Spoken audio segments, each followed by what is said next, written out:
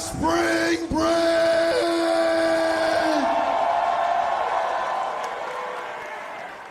We are live from the Ukrainian Cultural Center for Joey Janela's Spring Break 7. Our opening contest, Grab the Brass Ring, DLC Scramble, set for one fall. Introducing first, he is the Bass God, Gringo Loco.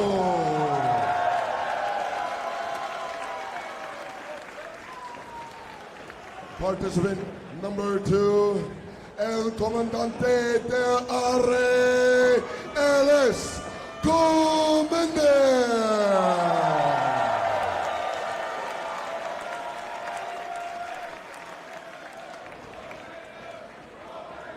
Participant number 3, El Nino Maravilla, Jake Cartwheel.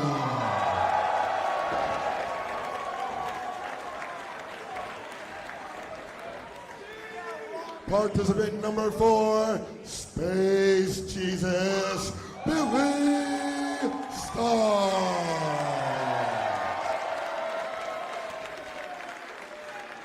Participant number 5, the Iron Demon, Shane Mercer.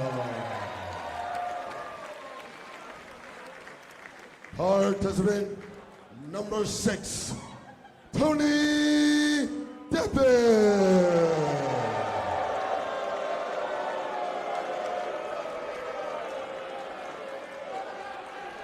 Participant number 7, the Northeast Beast, Cole Alec Bras.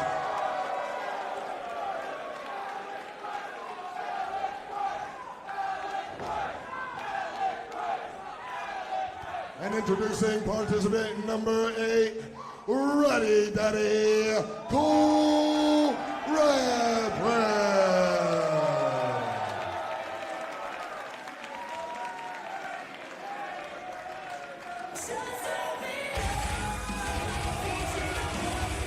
Hello again, everybody, and welcome to Game Changer Wrestling. It's time for Joey Janela's Spring Break 7, coming to you live from the Ukrainian Cultural Center here in Los Angeles, California. My name is Dave Prazak, joined at this time by Lenny Leonard.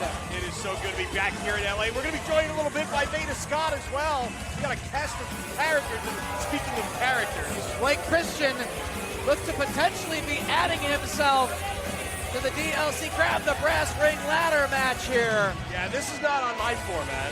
Well, we've seen him pull this in the past. Toronto comes to mind. Blake Christian, one of the top stars here in Game Changer Wrestling, and also, as of late, one of the most despised members of the roster. Yeah, it's quite a transformation. That's not always been the case, but it's been an interesting transformation, to say the least, over the last several months. There's no denying the success and the talent of this athlete, but it's amazing to see how the fans have taken such this taste. Introducing participant number 9, All Heart Blake Christian. 9 competitors here. The winner to earn a future opportunity at whichever championship here in GCW they would like to challenge for. Of course, grab the brass ring. It's a figurative situation. A metaphorical brass ring. As you can see from that shot of the UCC, how high the ceiling actually is. We can't actually hang a literal brass ring for anyone to be reaching for, so it will be pinfall or submission to determine the winner. Tony Deppen making friends already. Getting right in the face of Shane Mercer. Not a wise move. One of the more powerful individuals here in GCW. Triple super kick takes the Iron Demon out of the ring. This one's going to be quick. Yes, a huge opportunity for all 9 of these competitors. And a lot of them have had success in this type of a match, and we'll talk a little bit more as this match progresses, but there have been a lot of people who have had victories in multi-person matches that are participating with an opportunity to get a title shot at any championship in the future here in GCW. Man, Christian with a super kick. particularly Gringo Loco, known for his participation in GCW scramble matches.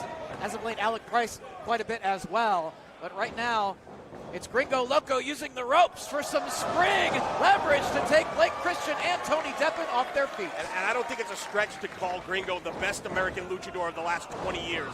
He has made it a mission to bring Lucha Libre to the forefront in this country, and did so in a tremendous match just a week ago in Chicago, beat Vikingo in a match that people have been raving about. And right now, face to face, Gringo Loco and Commander.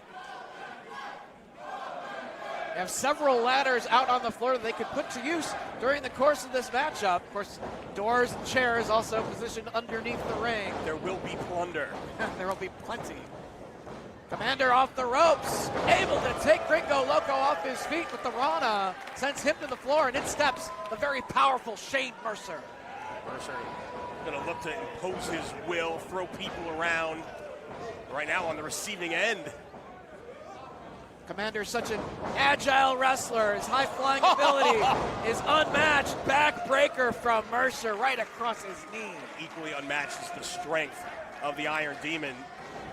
In comes Jack Cartwheel, living up to his name. An unorthodox athlete, to say the least. Creative offense from Jack Cartwheel, and now Sasuke special to the floor, wiping out several opponents. Jack Cartwheel. He will electrify a crowd. Alec Price, the Prize City OG, the Northeast Beast, connecting with Cartwheel in the corner. A shot for Tony Deppen as well, knee strike. 9 people in this matchup. You're going to have eyes in the back of your head. You will never know where someone's coming from. Oh, Billy Starks just ate a knee in the corner. To the face, courtesy of Alec Price. That's where I eat things, is with my face. Just delivering these kicks to everyone.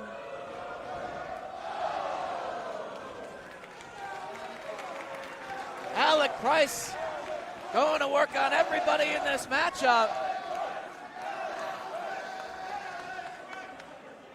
But there's Mercer. Yeah, you got to be careful. You cannot turn your back in a match with 8 other athletes in it. And military pressing Alec Price repeatedly. The Iron Demon with Price launched to the floor on top of several opponents. that is freakish strength on the part. And it is DLC. So plenty of chairs now put to use as Gringo Loco just sabooing those chairs at the face of Shane Mercer. To the top, into the Destroyer goes Gringo Loco, Chicago-based luchador. Not able to go for a cover there, but it's Radrick, that step-up Enzigiri using that chair for an assist. Tossing the open chair. You don't see that too frequently. Now Deppen. Taking a little punishment himself, looking to pick up the win here. Yeah, damaged his own back with that Sunton, but also did damage to Ratty Daddy as well. And now Blake Christian grabbing hold of this orange ladder and Deppen pulling it inside the ring. And Deppen pulling Christian in with it, and now fighting over the ladder. They each have something in mind. Into the ring post. And into Tony Deppen, who's also on the receiving end of that super kick from Blake Christian. Christian wisely let go of that ladder, used the momentum of Deppen, driving that ladder right into the midsection. And he might be thinking about riding that ladder all the way down on top of Tony Deppen. Blake Christian standing on the top rope and sends that ladder right across the midsection of Deppen. Deppen just, I think, on instinct rolled to the corner, not allowing Christian to follow up, and now Gringo in. Just spikes Blake Christian right on his head with the pile driver. Here comes Gringo Loco. Clearing the front row. The base god taking flight here in LA. And the mind behind Gringo Loco's World on Lucha, which will be tomorrow right here on Fight Plus, 10 p.m. Pacific start time for that event. Very best in Lucha Libre as part of the collective. And Billy Starks rolled inside the ring by Gringo Loco. Somebody set a door up in the opposite corner as well as Gringo goes back to the ladder.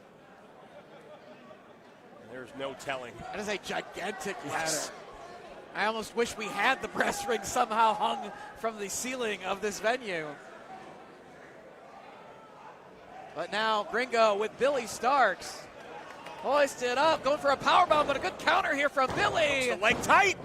Only gets 2 though. Lancing blow on that spin kick. Oh, that one connected right to the shoulder blade. Got that door propped up on the bottom rope. And Billy now with Alec Price in that particular corner of the ring. Still incredible to me to think Billy Starks has yet to graduate high school. He's so skilled. And going on Japan tours as well, a huge part of the GCW roster. Alec Price to the top rope. Double stomp. And the door did not break. Not enough momentum. Try it again, bro. Double stomp, this time putting Billy through the door. The door and Billy may be broken here. Cover. Shoulder up at 2.5. Billy showing her toughness. Alec Price won a 6-way scramble back in Atlantic City at Ransom on March the 5th as we take another look here. The second try to the top rope. Enough momentum to just drive Billy through that door. Billy back to her feet. Price and Gringo Loco. And it's Gringo connecting with the cutter. Out of midair on Alec Price. Cole Radrick in with steel chair in hand. Placing that chair between the top and the second row. Gringo charges in, drop toe hold, face right into that steel chair. Radrick winning a 6-way scramble at an eye for an eye in New York just 2 weeks ago. And cartwheel sweeping the legs of Radrick. Sending him down to the floor, and Tony Deppen shaking his head no. From behind, back chop. Look of disdain on the face of Deppen. Scoop and a slam. And a second ladder now being brought inside the ring, or trying to. That yellow ladder that Shane Mercer and Billy Starks are now trying to get in position. Deppen climbs that larger ladder. This does not look good for anyone that's involved. Very dangerous position for all of these ladders in that particular corner, and the ring post is involved as well. Cartwheel again, up onto the shoulders of Gringo. And Deppen up on the ladder. Cartwheel maybe looking for a superplex from this position. Gringo is basically hoisting all of them up off the ladder. Everyone goes crashing down to the canvas. It's all about high risks in this matchup, putting it all on the line for the victory. Turn of future shot at a championship in GCW. Jack Cartwheel puts Cole Radrick through that door, positioned on the floor. Again, turned his back on Mercer. Snaps the throat of Mercer across the top ring rope. Jack Cartwheel, cross body, but caught. That's not going to work. Could be thinking about moonsault and battery. Holds his opponent from this position into a power slam. Off the top of the ladder? You got to be kidding me. Mercer. This crowd is coming to their feet. I mean, that's just speculation on my part, but it certainly looks like that's what he's thinking right now. The Iron Demon with Jack Cartwheel. On the ladder, moonsault and battery. Got to cover him here, that's it. Gringo breaks it up. Yeah, in a match like this, you have to have eyes in the back of your head, make sure that your opponents are in a position to break up a pin attempt. Oh! Gringo putting the chair to use on Mercer. Oh, jeez.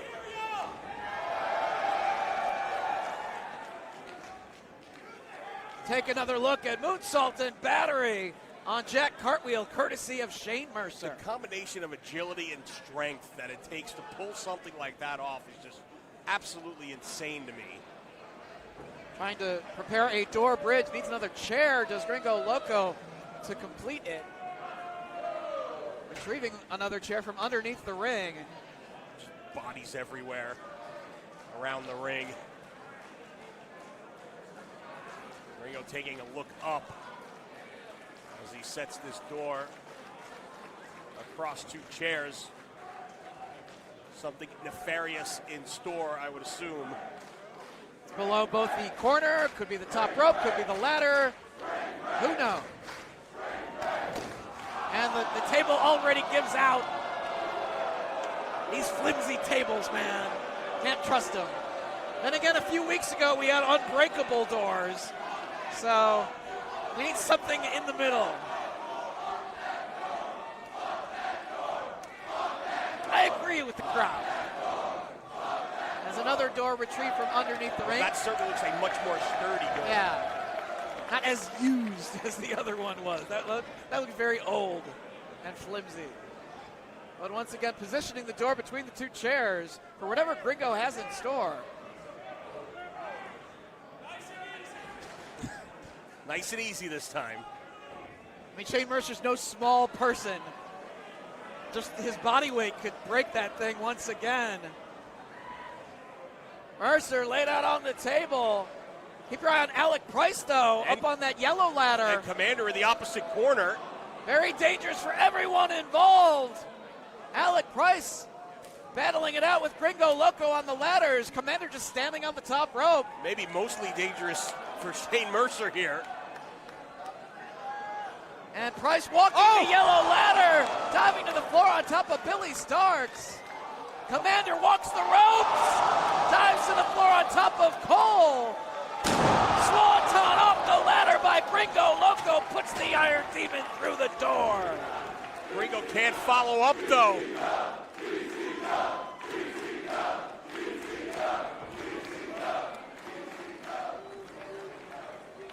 Everyone fighting for the opportunity for a future challenge at whatever championship here in GCW they select. Billy Starks back on her feet inside the ring now. Yeah, and taking a look at those ladders before grabbing that chair.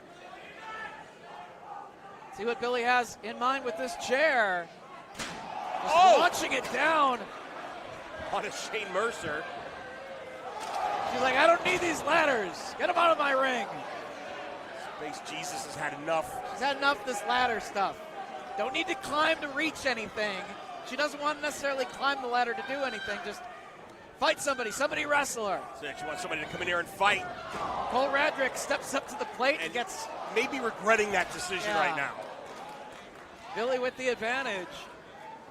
And now charging all the way across the ring. Billy hit so hard.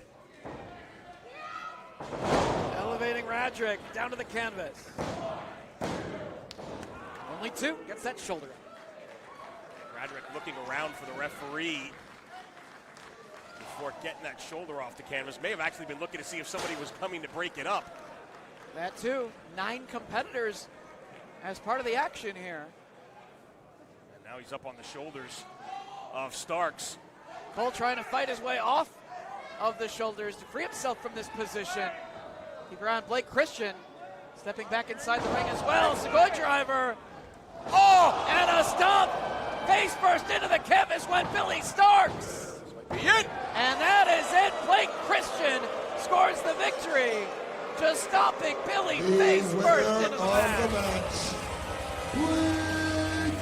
Blake Christian. Saw that opening, that opportunity, and took full advantage, Lenny. Let's take another look from behind. Billy Starks hit the Sugoi driver. Never saw Blake coming. The curb stomp right into the cover for the 1-2-3. And Blake Christian now gets a shot at any championship he wants here at GCW. Well, he's had issues with the current GCW World Champion, Masha Slamovich, as well as Akira in recent months. Of course, it was Masha and Blake that were the last two in the Do or Die Rumble that earned Masha the opportunity that actually led to her becoming champion, defeating Nick Gage just a few weeks ago in New York City. So perhaps Blake will select Masha Slamovich at some point in the future for that shot. Definitely something to look forward to down the line. Blake Christian all heart and victorious here in our opening contest at Spring Break 7. There's still so much more to come. Tag Team Championship will be on the line. Let's take a little preview of the Motor City Machine Guns as they will defend against the East West Express.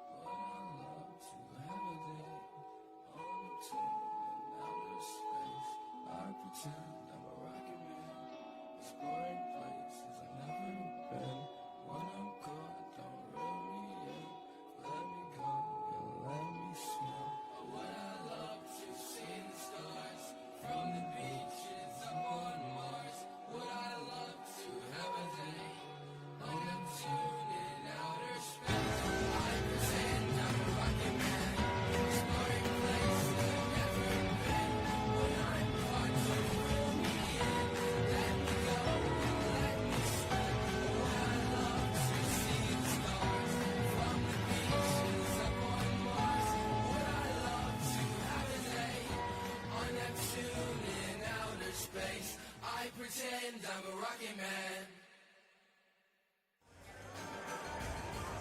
Chris Sabin and Alex Shelley, the Motor City Machine Guns, to defend against Nick Wayne and Jordan Oliver. Our next the East West contest Express is a tag team bout set for one fall. And it is for the Game Changer Wrestling World Tag Team Championship.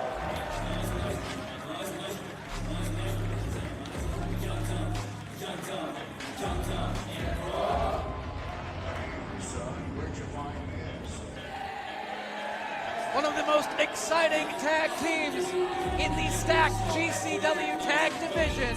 Nick Wayne and Jordan Oliver get another opportunity to become World Tag Team Champions here tonight. Yeah, they had a shot back in January at Take a Picture and came up just short, but since then they have been on a roll First as a tag is team. the East Coast Look at the Ace, gear. Jordan Oliver.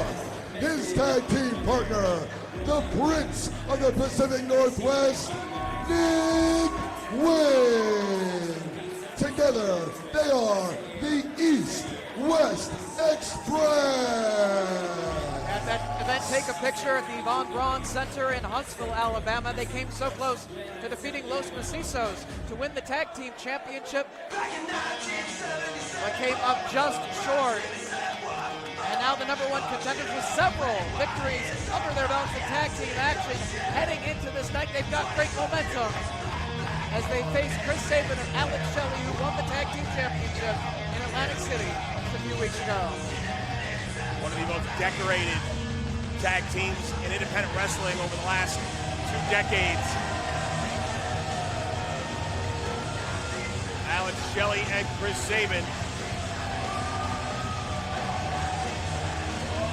They put an end to the third reign of Los Macizos at the Showboat to make history and add themselves to the GCW record book, to the championship history.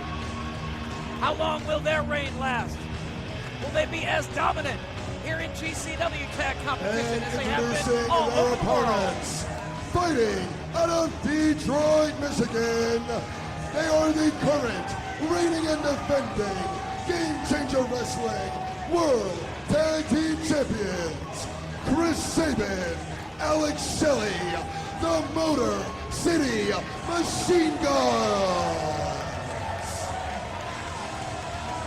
Tag team championships have changed hands in this building on a couple of occasions before. It was the Briscoes beating the Second Gear Crew in this very building back in October of 2021. And it was BUSSY knocking off the Briscoes in this building in April of 2022. Will history repeat itself again here tonight?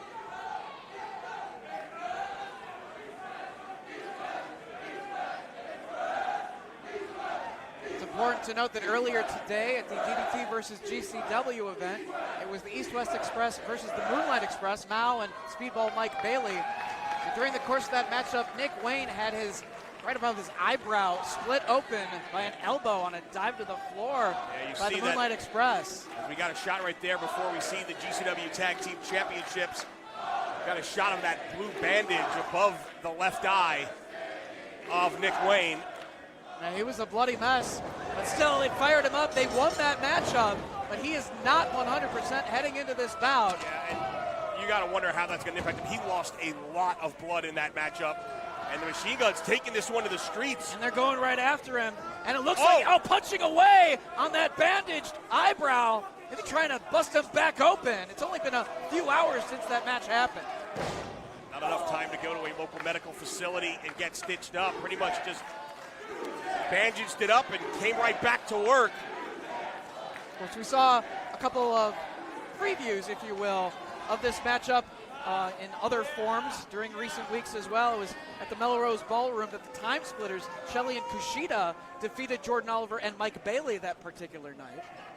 Just 2 weeks ago, perhaps Jordan Oliver was able to pick up some tips and maybe a little ideas on how better to defeat the Machine Guns here tonight in LA.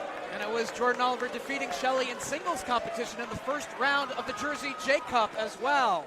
So familiar with one another, particularly are Jordan Oliver and Alex Shelley heading into this match. But obviously both Jordan and Nick Wayne soaring through the ropes to the floor. I say Jordan and Nick obviously giving up a lot of experience to the Machine Guns. Oh yeah. In fact, this is gonna probably make me feel older than anybody in this matchup. The Machine Guns first teamed together and won a championship back in 2006, which was 17 years ago. Coincidentally, that is exactly how old Nick Wayne is. Shoulder first into the ring post. Right there went Alex Shelley. See how much damage was done to his shoulder right there. Oh, what a chop. It might be focused on by the East-West Express. And yeah, the blood once again pouring out of the eyebrow area of Nick Wayne. Still has that bandage there, but the blood is leaking, as Nick Gage likes to say, out of his head. Nick Gage will also be a part of Spring Break as he teams with Maki Itoh to take on BUSSY. Murder, Death, Kawhi. Or Maki Death Kill, depending on what you want to say. Good teamwork here from the East-West Express. Here comes Chris Sabin. Sabin sent into the ropes. Stereo hip toss. Double fist drop, double kip up, double kicks to the chest. And this is the type of tandem offense that the champs have been known for over the course of their storied career. Now you know that Nick Wayne and Jordan Oliver, they've studied the Machine Guns as wrestling fans before they decided to train to become pro wrestlers. They're very well prepared for the Machine Guns in this matchup, and they've had a lot of time to think about another opportunity at the Tag Team Championship. There is an extensive tape collection at Stately Wayne Manor. Sent into one another, the East-West Express, as now Chris Sabin going to work on both of his opponents, and now some teamwork as Shelley's back inside. Dropping Oliver, but going right back to work. We talked about the experience of the Machine Guns, their first defense of this championship, but they have won titles everywhere. 3-time Impact World Tag Team Champions, Ring of Honor World Tag Team Champions, IWGP Junior Tag Team Champions. They have done it all over the last 2 decades, and they have not lost a step. Shelley just like raking his boots across the eyes of Nick Wayne, causing that cut to be opened even further and more blood to flow out of his head. I will say they do seem to have developed a bit more of a mean streak than they had early on in their careers. And that aggressiveness to go after the injury here on Nick Wayne, I mean, it's smart in their quest to retain the Tag Team Championship here tonight. Hey, these are 2 hungry young competitors. 100%. When your opponent walks into the ring with a bullseye on them, whether it's the eye or the shoulder of Nick Wayne, which is also heavily taped, you're doing yourself a disservice if you don't take advantage of it. Machine Guns in control of the matchup right now as they have the East-West Express in a weakened position in this corner of the ring. Nick Wayne taking a couple of deep breaths in that corner. He is already feeling, oh man. Clothesline hung upside down. Basement drop kick from Shelley. Here comes Sabin. One of his own. Basically driving Nick Wayne right into the groin of Jordan Oliver. The champion's in control, and some negative chants in their direction. A lot of East-West Express fans in attendance tonight here at the UCC. You may not like the Guns, so you take another look at this double team in the corner. What a drop kick from Sabin. You may not like him, but I don't go out and say they suck. Yeah, I wouldn't go that far. Very skilled professional wrestlers. Passionate fans here in Los Angeles. They like their favorites. And right now, looking to tie up both Jordan Oliver and Nick Wayne in a double submission, it looks like. Crossface from Shelley. Standing abdominal stretch.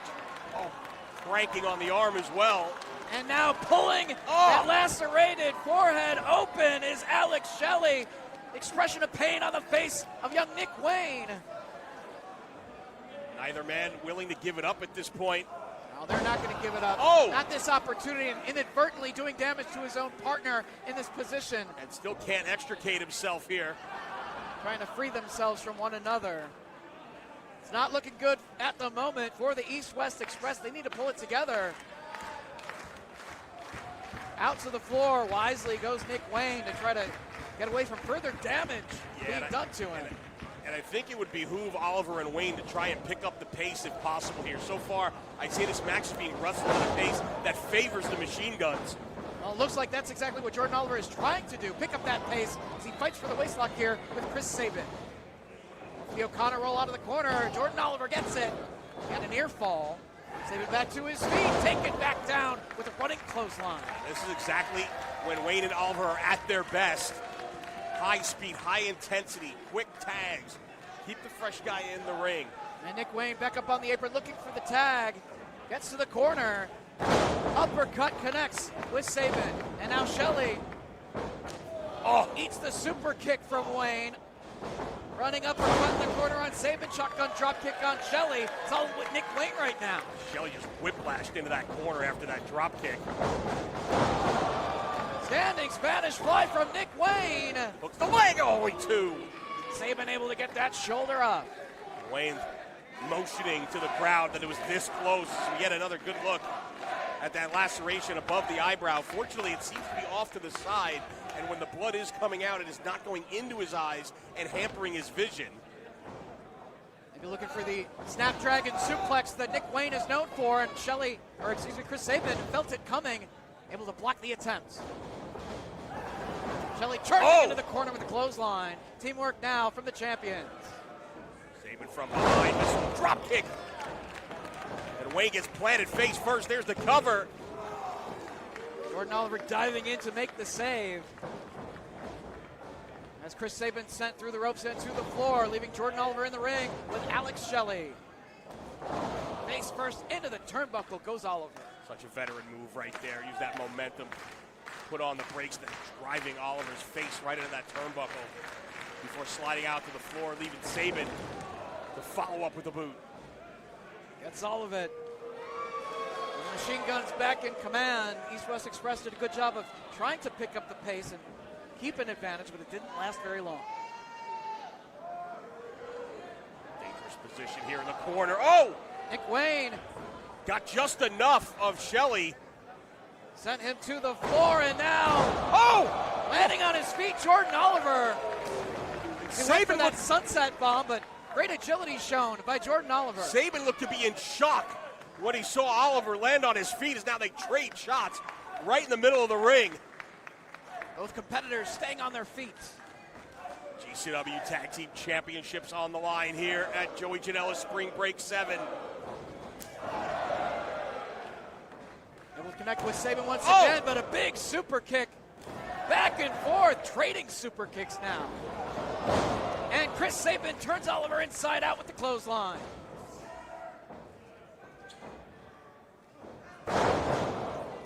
Dumps him down to the canvas, covered by Sabin. And Nick Wayne able to make the save. Able to break free from Alex Shelley on the floor and break it up. Goes downstairs with a soul butt. Looking for that clout cutter. I believe he calls Wayne's World. A little too far away. Shelley looking for shell shock. Trying to get it again, but Wayne able to block the attempt. Finally able to get it. Shell shock from Alex Shelley. Covers Wayne. Only two, and immediately converting into the Border City stretch. Right in the middle of the ring, too. Submission predicament here. Sabin urging Shelley on. As Oliver trying to break it up. Sabin puts a stop to it. Tying up the legs of Jordan. Oliver double submissions. Cinched in by the tag team champions. Wayne's in trouble here. Will either of them give it up here? Nick Wayne has been in that hole for a while, but rolls him up. Shoulders down. Ooh, very, very close. Sabin diving in to break up that pin attempt at the last split second. Less than a half second away from new tag team champs right there. What a counter by Nick Wayne.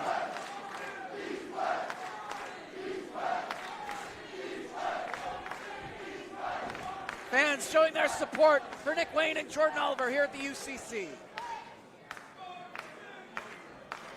Shelley and Sabin plotting instructions in the corner as they get back to their feet. Stalking Jordan Oliver now. Handful of hair by Chris Sabin. And no Nick Wayne in sight, but it's Oliver back up. Firing away on both of his opponents. Chops to the chest of both Shelley and Sabin. Oliver getting all fired up. Momentum off the ropes. Oh no. Inverted atomic drop, basement drop kick. Oh, what a combination from the champs. Excellent double team work from the Motor City Machine Guns. But Nick Wayne rolls back inside the ring, immediately gets booted in the midsection by Chris Sabin. Now waistlock, able to send Shelley into the corner, and bad timing. Machine Guns connecting with one another. Shelley knocked to the floor, leaving Sabin now alone with the Express. Stunner, German suplex combination. Nick Wayne to the floor, wipes out Shelley.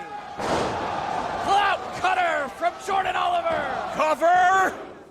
No! So close, he got the shoulder up at 2 3/4. And Oliver can't believe it. Neither can Wayne. They got to stay on top of the Guns here, though. Talking a little bit of strategy here. They've got Chris Sabin inside the ring here. Shelley looks like he's about to get back inside himself. Double super kick on Sabin. The same for Alex Shelley. Going for the double team clout cutter, the Kiko killer. On both of them. They nailed it!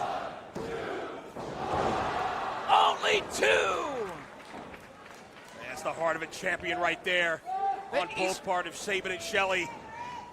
East-West Express with Chris Sabin. Double team clout cutter. They planted him. Cover! We got new champs!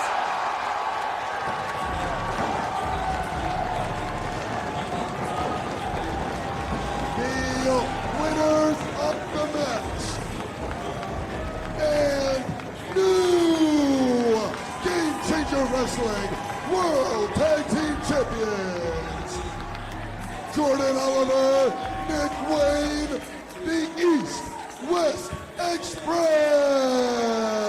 History is made here in Los Angeles as part of Joey Janela's Spring Break 7. Nick Wayne and Jordan Oliver become World Tag Team Champions. A new era in tag team wrestling here in GCW.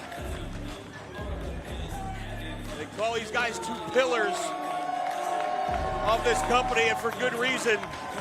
The young pillars, the East-West Express, 2 of the very best young athletes in this industry today, handing a loss to one of the very best tag teams we have seen in the past 20 years. How many young talents do you see that just don't ever fulfill the potential? You hear that moniker, potential. The sky's the limit for people. These are 2 guys, 17 and 23 years old, and they are more than just scratch the surface of their potential. They have become world champions. Another championship added to the collection for Jordan Oliver. Of course, the Jersey Championship Wrestling champion as well. And Nick Wayne, 17 years old. Mama Wayne in attendance here tonight. Yes. What a proud moment this is for that family. 3rd generation wrestler. But we have a very busy tag team division here in GCW. A lot of teams will be coming after those championships.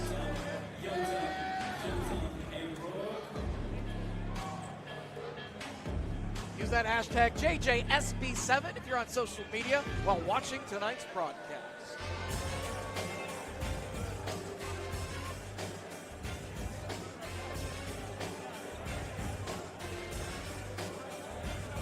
Of course, later on tonight at midnight Pacific time, Emo Fight will be right here on Fight Plus as well. Stay up late. And they get up early for Effie's Big Game Los Brunch. Angeles, at this time, if you would please join me in welcoming the multiple time DDT Ironman Heavy Metalweight Champion, Joshi Hijo. Yoshi Hijo also made history several times already during the course of this week. Losing and then regaining the DDT Ironman Heavy Metalweight Championship. All while taking the internet by storm. participating in a great tag team matchup on the DDT event yesterday, as well against Cole Radrick in the main event of DDT versus GCW earlier this afternoon.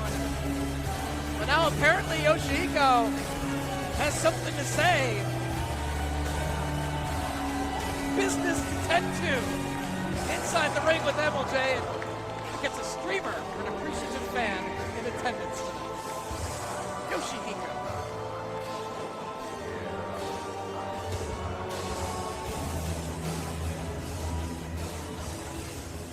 Normally a person of few words, so I'm interested in what they have to say here. Yoshihiko, we are so happy to have you here in Game Changer Wrestling. Of course, you're no stranger to GCW rings, but this is your first time here at Joey Janela's Spring Break. Yoshihiko, how does it feel?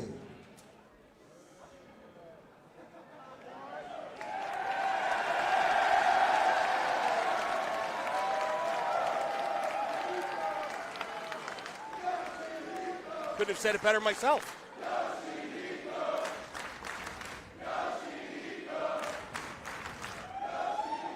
And I think you can tell by the reaction from the fans here in attendance, we are just as honored to have you here as you feel honored to be here. It's great to have you here. And earlier this afternoon, you were part of the historic GCW versus DDT event. And at the end of the day, you came out on top with that Heavy Metal Ironman Championship belt. How did it feel to walk out a winner?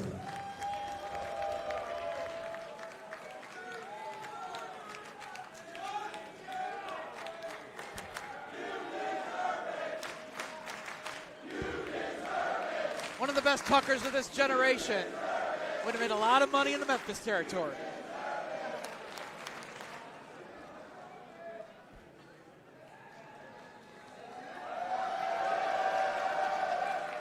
I'm just glad we got to celebrate their 17th reign. Obviously, you would want to defend your championship more from what it sounds like, and I mean, I think I can speak for all of us here at GCW. We would like to see a little bit more Yoshihiko in GCW. The fans would love to see it. Los Angeles, what do you think? More Yoshihiko in GCW?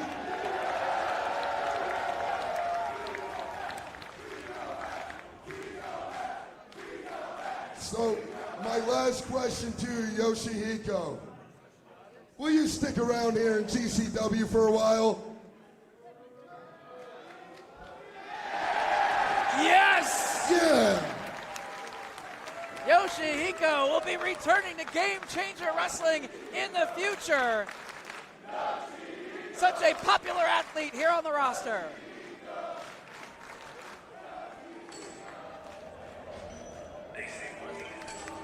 But hold on a second. Yoshihiko posing for the fans, but interrupted now. Very familiar music. That's the sounds of Charles Mason. Very dangerous man with Pero right behind him. Very disrespectful. Interrupting Yoshihiko, agreeing to stay here in GCW competition in the future. Tomorrow at Effie's Big Gay Brunch, it will be Mason and his mercenaries taking on Thrusy in War Gaze. But now apparently taking issue with Yoshihiko.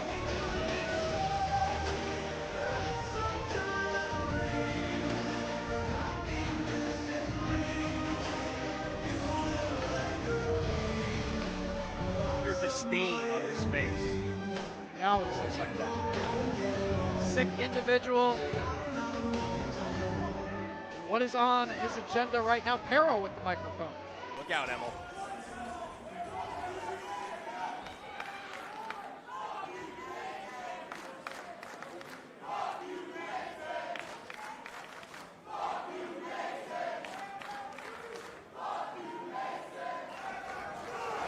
And Mason A cheap shot on Yoshihiko.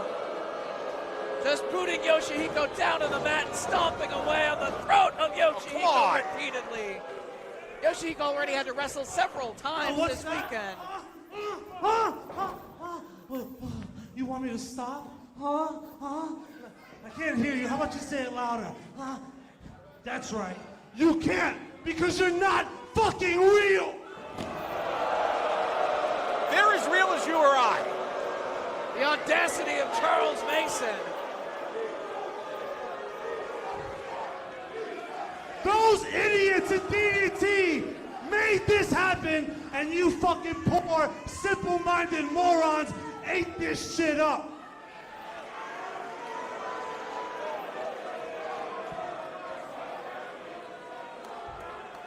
I, for one, am tired of this.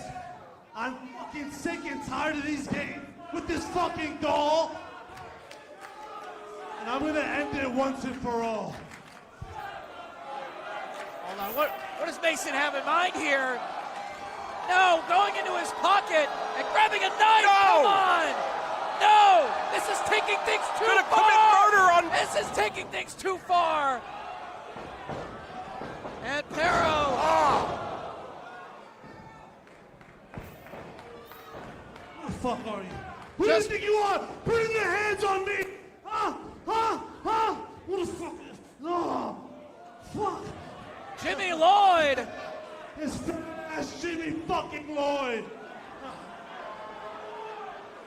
Lloyd's nose has been busted People open. like you are what's wrong with wrestling! What's wrong with this fucking company? Just like every single one of you!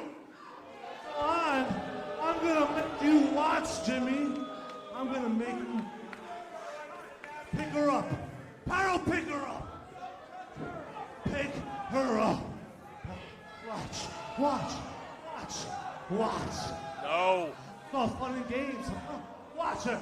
What the fuck are you doing? What are you doing? Yoshihiko's starting to fight back. What are you doing? Pyro! Yoshihiko with the waist lock on Pero! Stop it! Stop playing with me! Stop playing! Stop! German suplex on the big man! What strength shown by Yoshihiko! Taking down Pero! And fear now on the face of Mason. Terrified out of the ring by Yoshihiko! Mason doesn't know what to think at this point as he and Pero retreat to the locker room.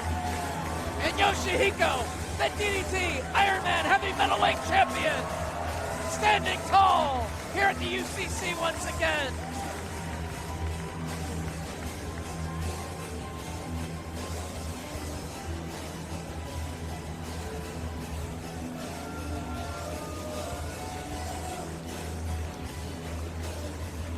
Of course, coming up, a dream match for the first time ever. It'll be Speedball, Mike Bailey, taking on El Hijo del Vikingo. Let's preview that matchup right now. Really understand what the meaning of music is. It's the way it makes you feel when you hear it.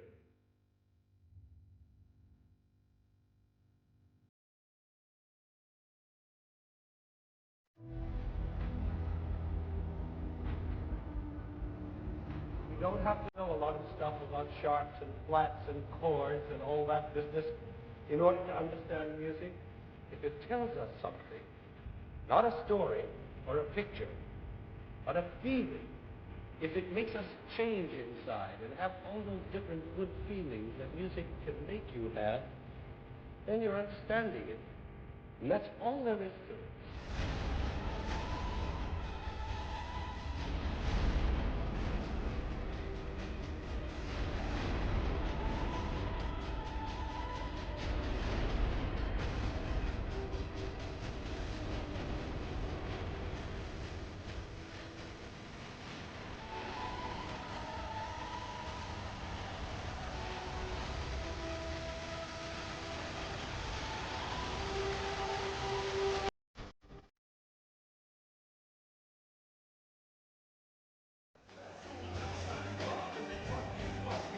Leo Del Vikingo, one of the most exciting professional wrestlers in the industry today. Same can be said for Speedball. Should be an excellent contest here at Spring Break. Veda Scott stepping into Our the next contest is a singles bout set for one fall.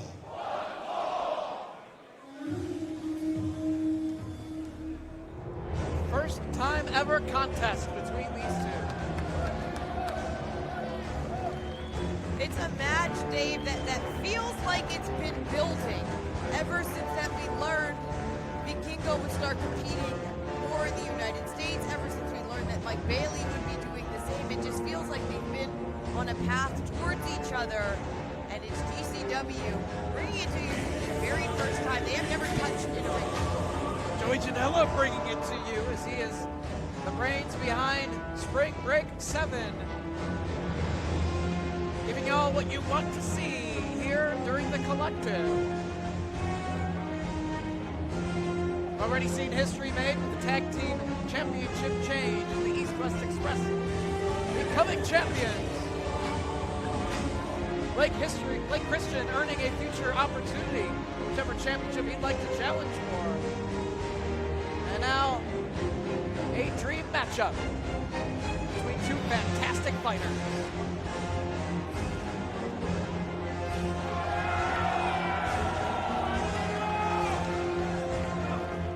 Leo Del Vikingo makes his way toward the ring.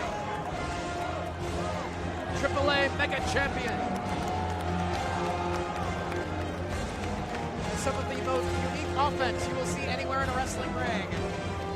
I mean, the thing about Vikingo too is sometimes he will pull off some amazing feats. Introducing first, he can't top himself. fighting He does every out of time. Puebla, Mexico. He is the AAA Mega Campeón, El Hijo del Vikingo.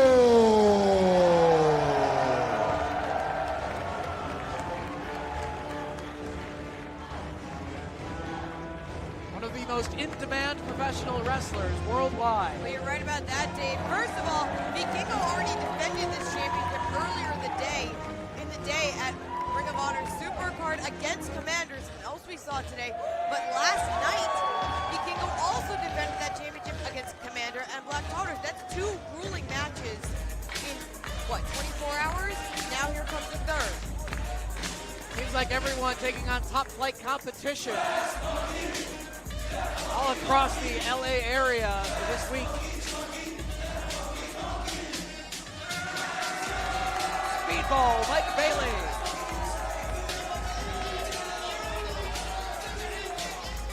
Special spring break pants for Mike Bailey. We've been waiting for the opportunity to bust out this look. Joey Janela spring break and a first ever dream match with Vikingo. That sounded like a good time.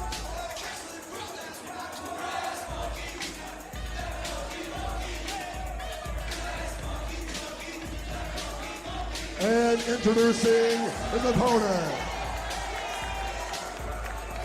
fighting out of Montreal, Quebec, Canada, with an official weight of 175 pounds. This is Speedball Mike Bailey.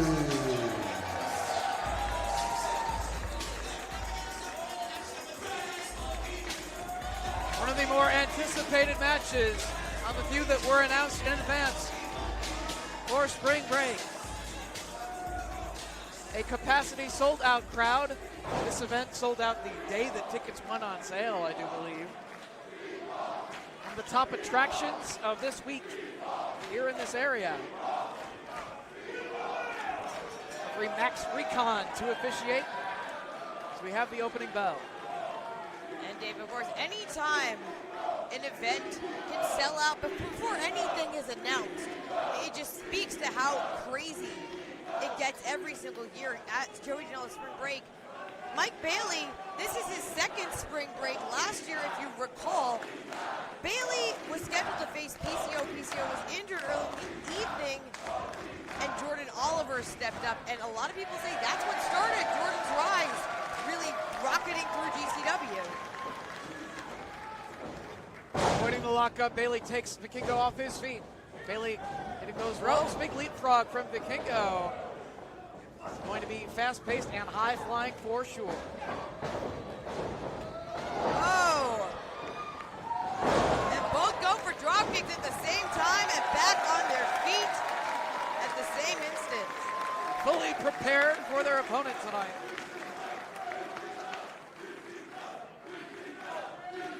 Two true innovators in this current generation of professional wrestlers.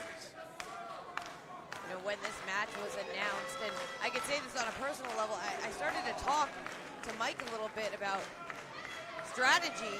Facing someone like Vikingo, many of the Vikingo matches that we have seen be completely amazing. They were with people who wrestled, opponents who wrestle a very different style than Mike Bailey. Mike Bailey can fly, but most of the time starts at least wearing you down with these strikes. That's Yes. less of what Vikingo is about. Yeah, Vikingo's more known for the acrobatic style, that lucha libre influence. And it just can be difficult sometimes to scout someone if that's not the kind of match they're normally in.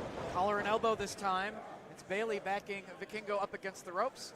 Referee asking for a clean break. Okay. Will we get it? Okay. A little cautious here Whoop. in the early going of this matchup. Respectfully giving that clean break to Vikingo.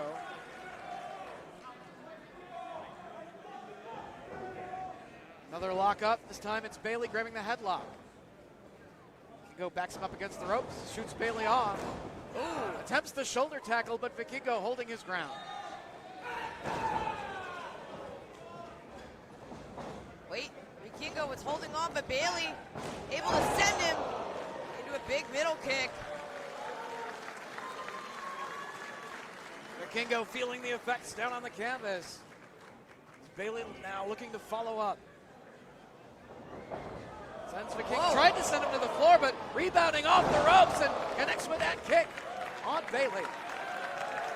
Speedball crawling to the corner, hanging on to their jaw as Vikingo, big forearm, and wait, Bailey, just caught in the back of the head. Might have caught him in the mouth, actually. Quickly to the second rope goes Vikingo. Has his balance here on the second. To the top goes Vikingo, trying to maintain his balance. Back up top, double springboard into the head scissors, sends Bailey down to the floor. And now Vikingo with great momentum. Tope through the ropes, wiping out Bailey. And Vikingo came crashing down head first onto the floor. Putting his own body on the line with these high-risk maneuvers to do damage to his opponents. Let's take another look at that dive. Watch the speed of this collision. Vikingo just plummeting towards the ground.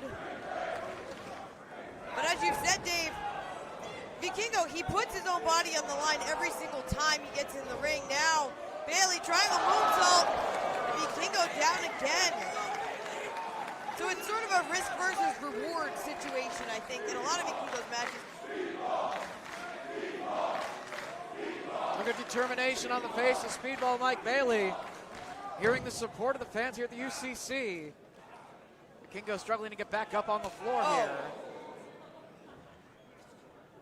Bailey bringing it back inside. Eyes locked on Vikingo. Bailey connects with the kick. And now waiting for Vikingo to get back up. In proper position. Oh, Sitting up, exposed that back for the kick from Bailey. Tries to go for the cover here, but only near fall. Mike Bailey, though, doesn't seem fussed about this right now. I think the strategy of keeping Vikingo grounded is paying off. Dragon screw leg whip from Speedball. Is tearing apart the leg of Vikingo. But truly, what else is there to do? You can't combat just the high flying of Vikingo. You can't. If you take out his legs and he has no agility, can't run, Yeah. can't springboard, That takes away a lot of the offense of Vikingo. Smart strategy on Bailey's part to focus on the leg. Oh! Another dragon screw. Holding onto the leg and pulling Vikingo back toward the center of the ring, stomping away on the knee now. Like Bailey. Uh-oh. Tying up the legs of Vikingo. Right in the dead center of the ring. Twisting away on the legs once again. Snapping him down to the canvas. Referee in perfect position if Vikingo needs to give it up. Wrenching on the submission. Vikingo would have to just use only his upper body to crawl to the ropes. Legs are totally trapped. Now also Vikingo forced to drag Speedball along. Trying to inch his way toward the bottom rope to force a break. He's almost there, and Vikingo grabs the bottom rope, but Speedball maintaining the hold as long as he can. Smirk on the face of Speedball. And at this point, the match is much more ground-based, and as we said, that is something that really serves Bailey well. Vikingo is in perfect position for these strikes. So much so that Bailey is just waiting for Vikingo to line himself up.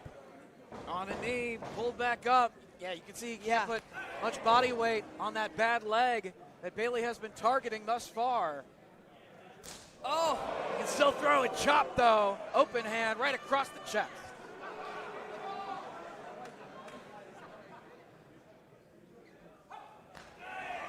Bailey giving it back to Vikingo. And you can even see, Dave, Vikingo isn't leaning on both of his legs evenly. He's already favoring that injured leg, but this might be giving him a little bit of time to recover. Shake it out a little bit if he can keep Bailey away from doing further damage to that body part. Could be the key for him. Vikingo, another overhand chop, brutalizing the chest of Speedball.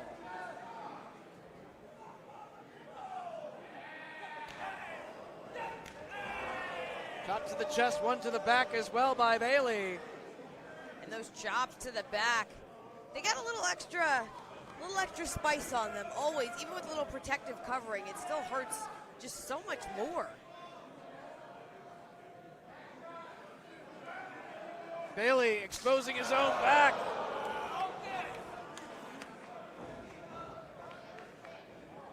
Oh. And okay. Vikingo says one more. Just measuring Vikingo. Sizing him up. Oh! And delivers a kick instead. And one to the midsection. Bailey getting aggressive here. A combination of kicks from Speedball. Running shooting star press. Bailey got all of it, but Vikingo still kicking out. Just lured Vikingo into that trap, had his back wide open for that kick, and then the combo from Bailey.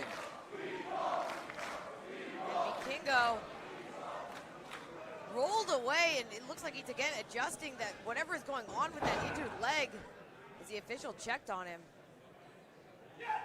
Oh. Another chop across the chest by Bailey as Vikingo reversal of the whip. Bailey to the second rope, springboards, but gets caught by Vikingo. Oh, and sent crashing to the mat. Vikingo not done yet, nailing the low super kick. And Bailey. Double knees through the face.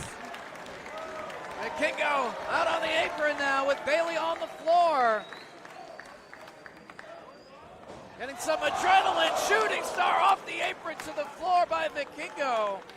Lands right on top of Speedball. Again, but did more damage to himself in the process. Yeah, I mean, there's no padding here on the floor, which was bad news for Mike Bailey, but it also meant that Vikingo, his elbows, his knees, watch this, come still crashing down on the wood floor. Yeah, that bad knee just driven into the floor just for the sake of doing more damage to his opponent tonight. Brings the action back inside now, does Vikingo. First gonna take another chance, standing on the second rope, on the outside of the ropes. 1, 2. hit that Phoenix splash from that position. But once again, that sent Bayley to the outside. Do we see another chance taken by Leo Del Vikingo? Bayley still down on the floor. Here comes Vikingo. No, Bayley to the top rope. Oh! Salt.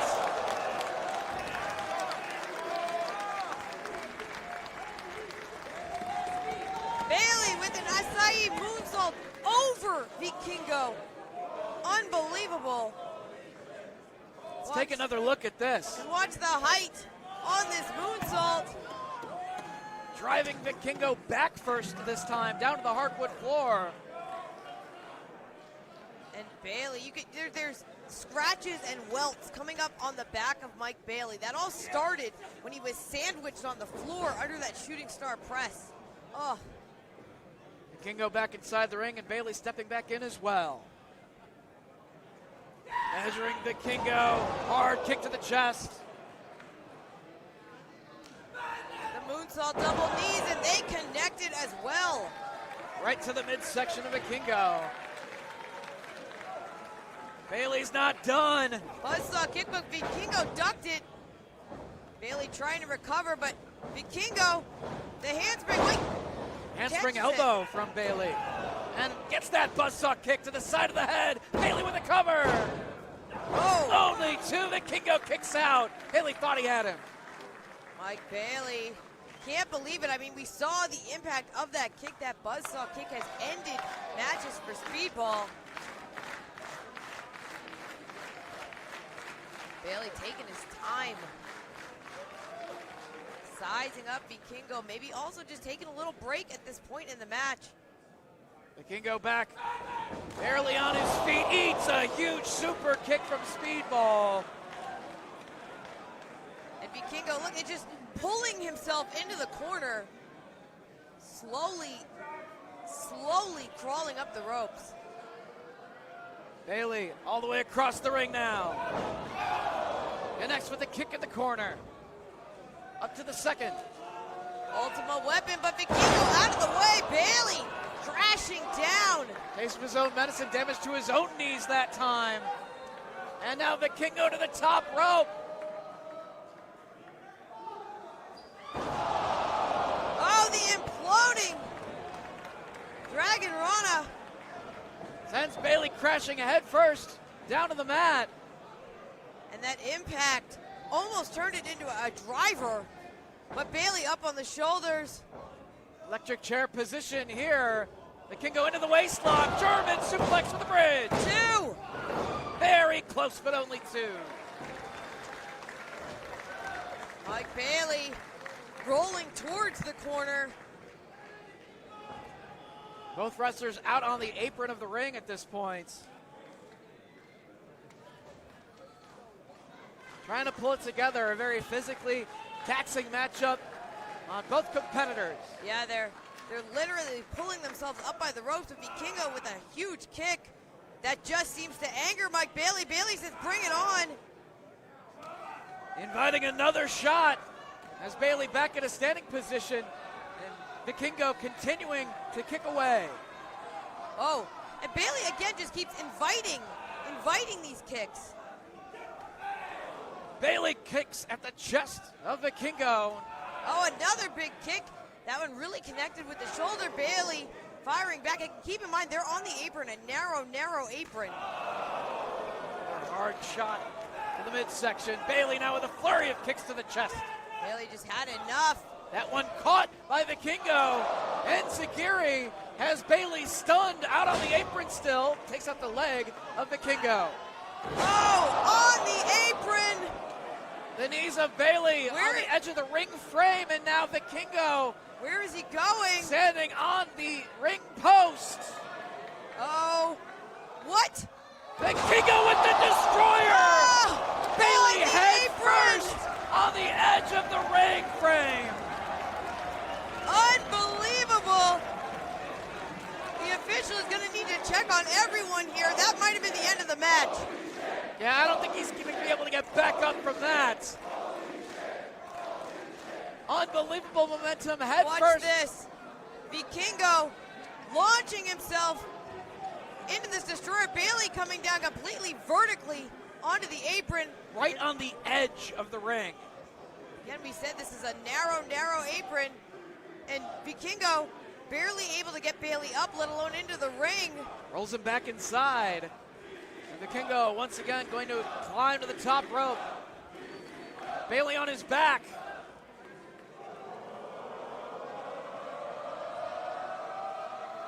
Shooting star press, but Bailey put the knees up.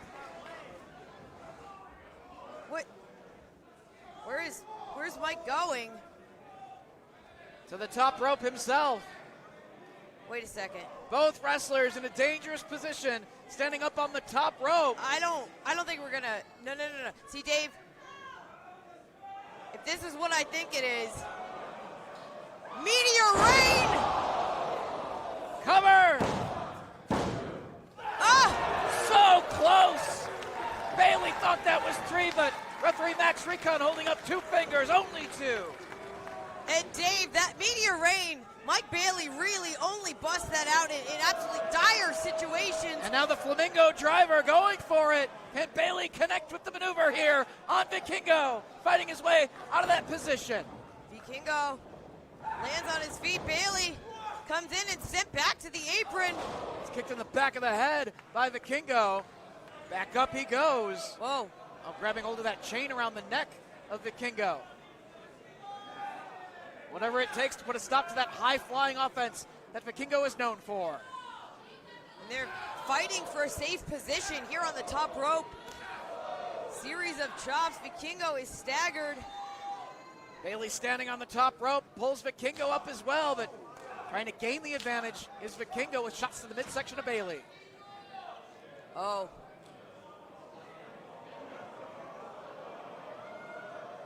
See what Vikingo has in mind here for Speedball! Oh! A spinning side slam off the top rope.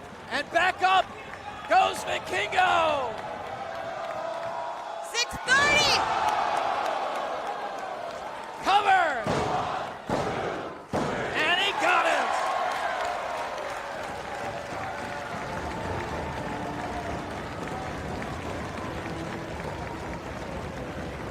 Bailey did a great job of trying to target the leg and take away the high-flying offense of Vikingo during that matchup, but he was still able to recover, shake off the effects, and hit the 630. Hijo del Vikingo. Another victory for Vikingo here in Game Changer Wrestling. Would love to see a rematch at some point between those two. Yeah, I mean, you have to imagine. After a battle like that, sometimes you just know that certain combinations are going to be happening over and over. Who knows where next? But it will be Game Changer Wrestling. Joey Janela specifically giving the people what they want. Whoa. Vikingo has that championship. It's like trying to show some respect, and Bailey really not knowing what to think. A great effort by both competitors during the course of that bout. But Hijo del Vikingo, victorious. Here in Los Angeles.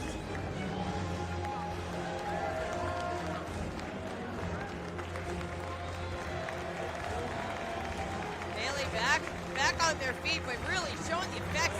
That 630. Absolutely disgusting. Got full impact, and the appreciative fans here in LA adding to the wallets of both Vikingo and Bailey. A little bit of a bonus for going all out here at Joey Janela's Spring Break 7.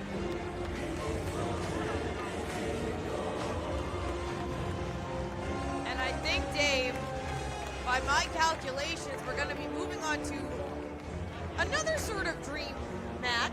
Dream tag team match. I mean, for a lot of people, for me, Maki, Itoh, and Nick Gage. We've been told they're going to team up one night only. One night only, One night yes. only. We've seen their alliance formed Right. over the past several months. But for the Maki, first Itoh. time, going to actually team with one another to take on BUSSY. The helmet filled with dollars.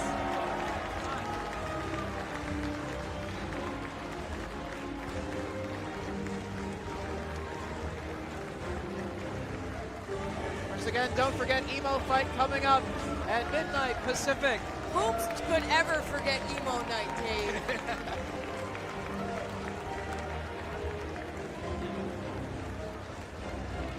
And you can tell by some of these wider shots. I mean, we are sold out, filled to capacity. Standing room only crowd, Maki Death Kill versus BUSSY in tag team competition.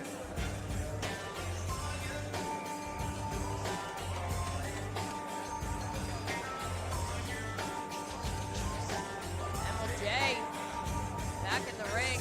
First things will roll on tomorrow as well. EFFY's Big Gay Brunch at 11 a.m. and then 10 p.m. tomorrow night. The World on Lucha. Of course, on Sunday, as part of WrestleCon from the Millennium Biltmore Hotel in LA, the Indie Wrestling Hall of Fame Class of 2023.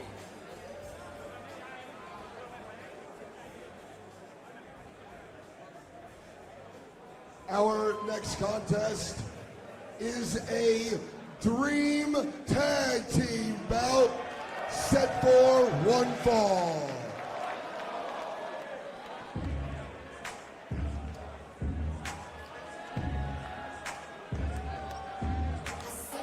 Of course, we saw BUSSY in tag team action earlier this afternoon in a match that was declared a no contest. I don't even Surprise, know if it was surprise. a match, honestly. It was a sight to be seen and cannot be unseen. Allie, Katch, and EFFY. The no contest against the Pheromones. If you missed it, it'll be available on demand here on Fight Plus. You kind of have to see it. Anything we say to describe it is not going to do it justice. The entire DDT versus GCW show was epic, but it also means that a lot of these competitors are working two and even 3 times this night. They are putting in the time, putting in the work, because it is so important to stand out on this wrestling-filled week. I keep saying weekend, but it's not even It's a a whole weekend week, anymore. yeah. It's a whole week.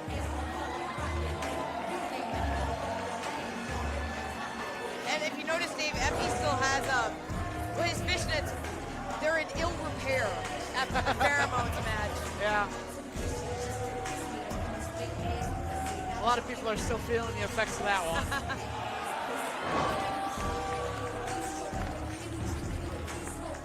They look ready to go here for tag team action. I mean, it's spring break.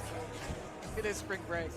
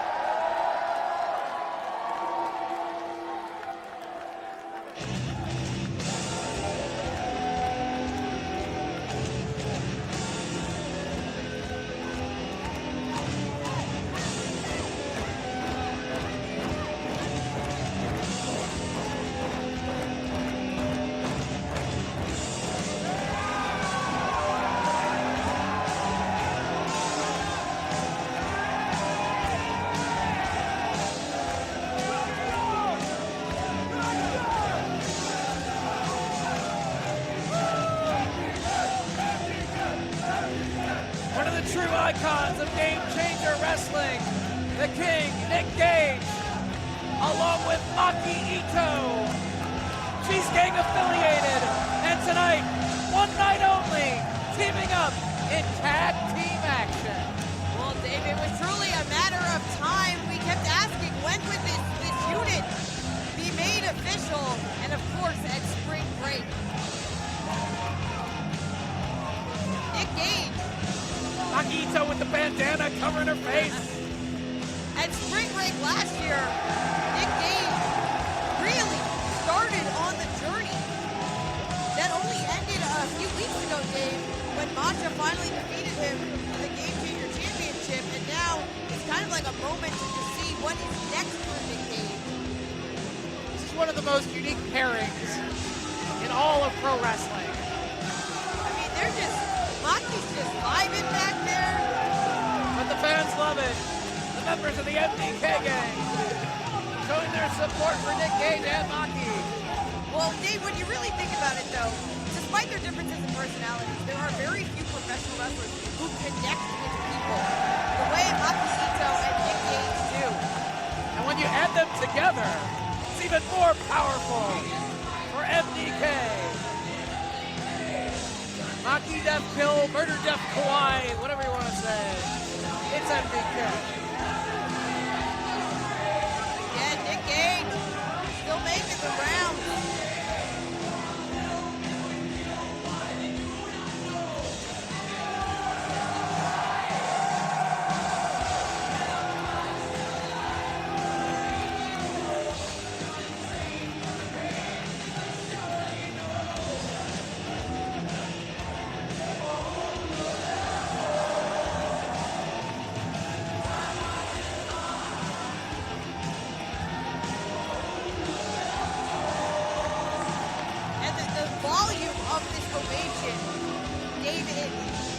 It's only gotten louder since they came through the curtain. Unbelievable. They might have to reconsider this one night only thing. Let's go to MLJ for the official introduction.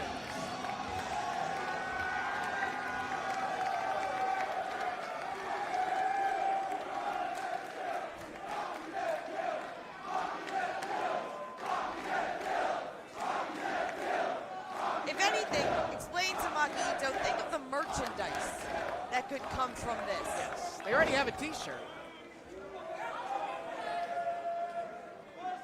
This is the tag team belt, set for one fall. When the bell rings, the official in charge, Mr. Dan Perch. Introducing first, team number one in the corner to my right. They are former Game Changer Wrestling World Tag Team Champions. This is Mommy. This is Daddy. They are BUSSY.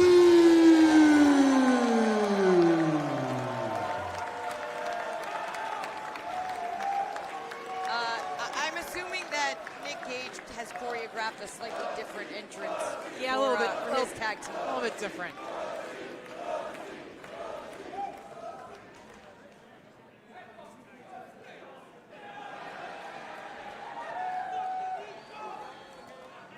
And their opponents, team number two in the corner to my left.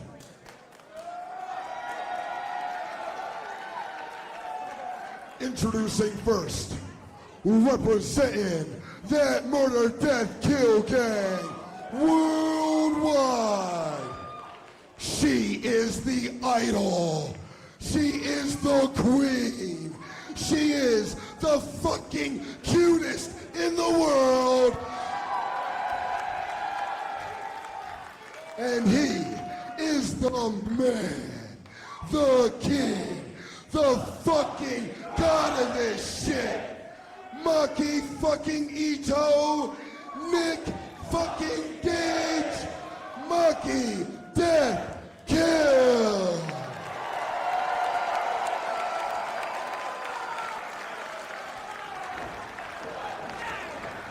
Firing up Maki Itoh as only he can. Nick Gage. MDK all day here at Joey Janela's Spring Break 7.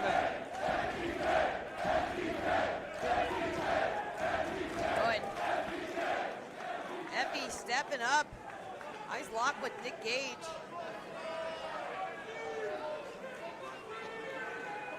Referee Dan Perch trying to figure out who is going to start for each team in this tag team matchup.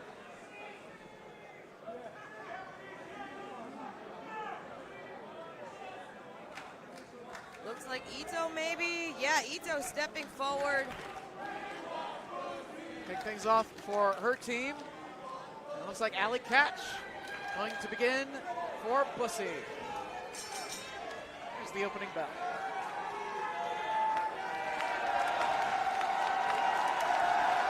Maki Itoh's been such a great addition to the GCW roster over the past year.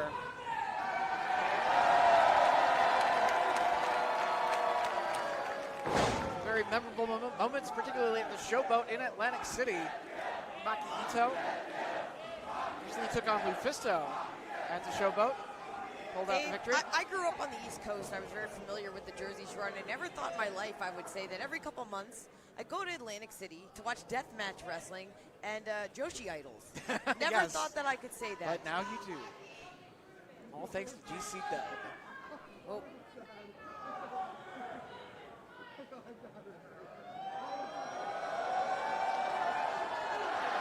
The cutest in the world!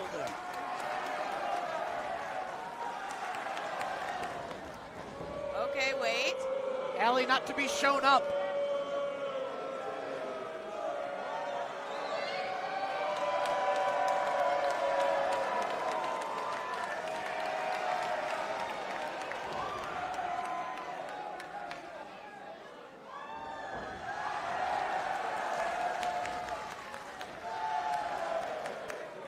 Maki covering all angles, you know, just to make sure you get a photograph. And a boot from Allie Katch, grabbing hold of a headlock now on Itoh. Uh-oh. Backed up against the ropes, Allie sent off. Grabs hold of the wrist of Itoh, sends her into the ropes. Shoulder tackle, able to take Allie off her feet. Oh, Itoh looking for Keshi. Putting her head to good use. Where is Allie Katch? She is rolled away. In the Reaching corner. for the tag. EFFY takes that opportunity to enter the matchup, as does former GCW World Champion Nick Gage. Now Gage with the headlock. EFFY scrambling to get free and taken down. Gage hits those ropes once again, steps over EFFY. Leapfrog from Daddy. Down to his knees, and Gage just kicks him right in the chest in response. Home for the pile driver. Uh-oh, EFFY though fights out. Felt it coming, was able to block the attempt. EFFY takes a wild swing at Gage, avoids whatever he had in mind. Combination of body slams here from Nick Gage. Big elbow drop across the chest of EFFY.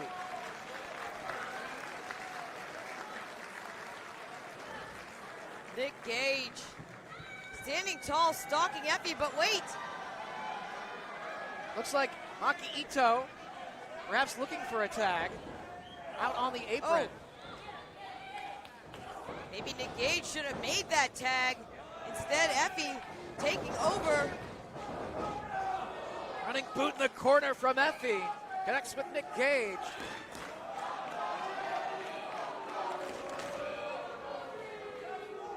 And it's not often here at the UCC that we see more support for the opponents of BUSSY. But here tonight just shows how popular MDK is here at the UCC. Yeah, like we were saying, I mean, it's just two extremely special professional wrestlers in very different ways, Dave. Yes. But they've really just connected with everyone around the world. And Nick Gage in the center of the ring. Feeling the effects as Allie Katch off the ropes. Sandwiching Nick Gage. Doesn't know what to make of this. Low cross body from Allie Katch. But wait, BUSSY not done yet. EFFY. Right down across the chest of Gage. Going for the cover now. And Gage able to get his shoulder up.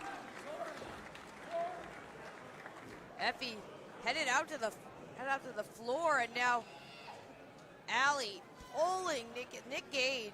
By the wrist. Yeah, full control of the arm.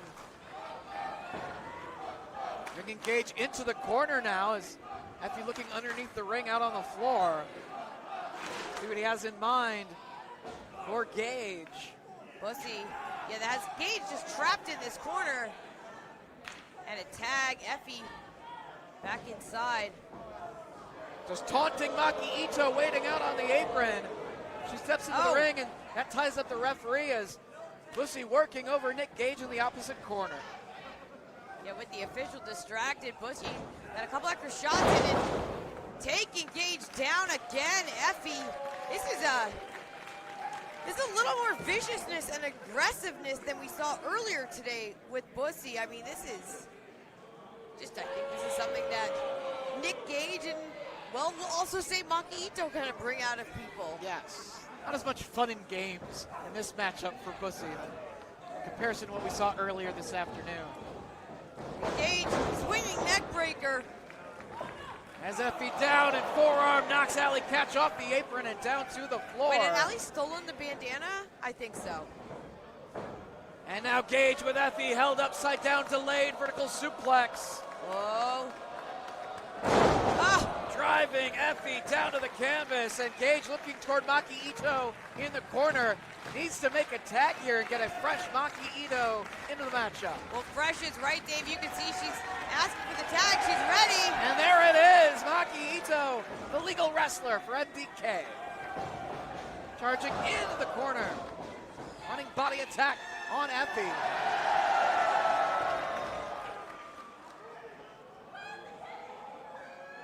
Trending 13 on Twitter. Let's increase that. More activity, please. Hashtag JJSB7. As Maki Itoh firing away with shots to the head of Effy in the corner. Letting us know who's the cutest in the world. Here comes Itoh, ducking underneath.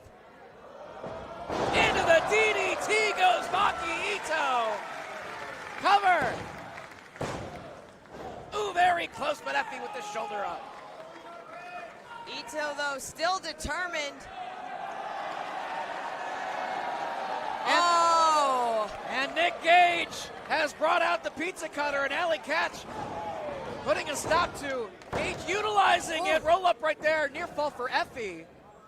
He had Maki's shoulders flat against the canvas. That pizza cutter is inside the ring now. Yeah, Gage dropped it when he was pulled off the apron, but Effy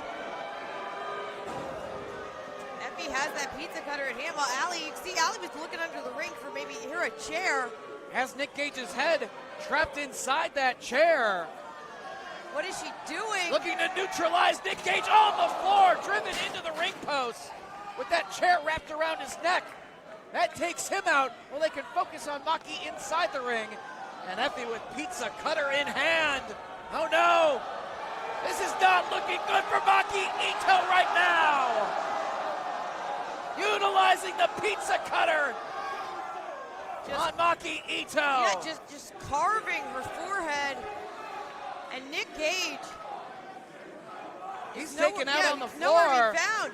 Can't come to the aid of Maki Itoh here. He was driven into the ring post with that chair wrapped around his neck. Allie still has hold of that pizza cutter. And I think Itoh was trying to crawl to safety, but...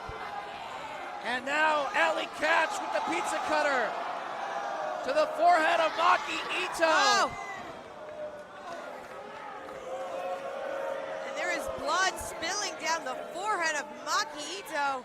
BUSSY doing whatever they have to try to secure the victory here against the violence that MDK is known for. Oh. But usually it's Nick Gage dishing out the hardcore violence like this, and not Itoh. Well, and it is never Itoh in this position. I don't know if I've ever seen Maki Itoh bleeding in a wrestling ring like this. I mean, this is, the hardcore wrestling is not her style. Well, maybe it is a good thing that this is only a one-night situation, teaming up with Nick Gage as a tag team force. But Nick Gage climbing back inside the ring. I don't think Allie and Effy realize it yet. Allie turned around, but not in time. Gage taking control with this DDT. And now with Effy as well, spine buster from Gage. Calling for Itoh to get back to her feet here. Sliced up by BUSSY. Nick Gage setting up. Oh! Hitting those ropes with momentum. Face wash in the corner from both members of MDK on their opponents. BUSSY, though, still trapped in these corners.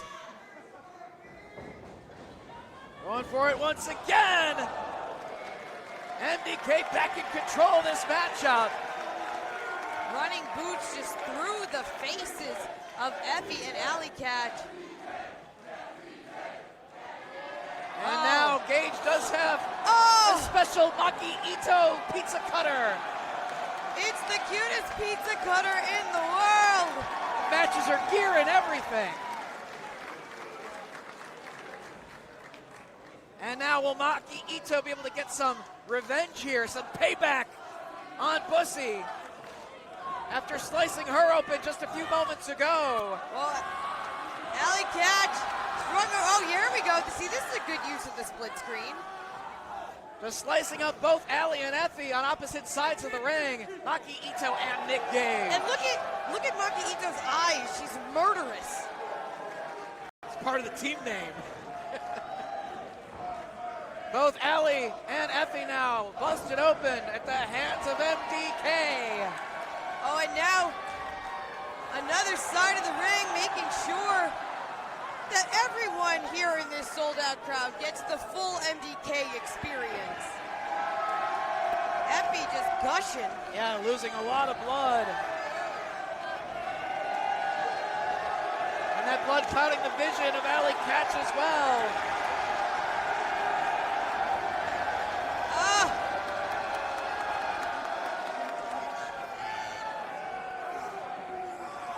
Gage with EFFY, just raking that pizza cutter across his forehead. Are we still not done yet? I feel like we've gone around all sides of the ring, but this is a very in-demand bit of imagery here. Yes, it is. At the UCC. Both on the same side of the ring, Maki Itoh and Nick Gage slicing up the competition.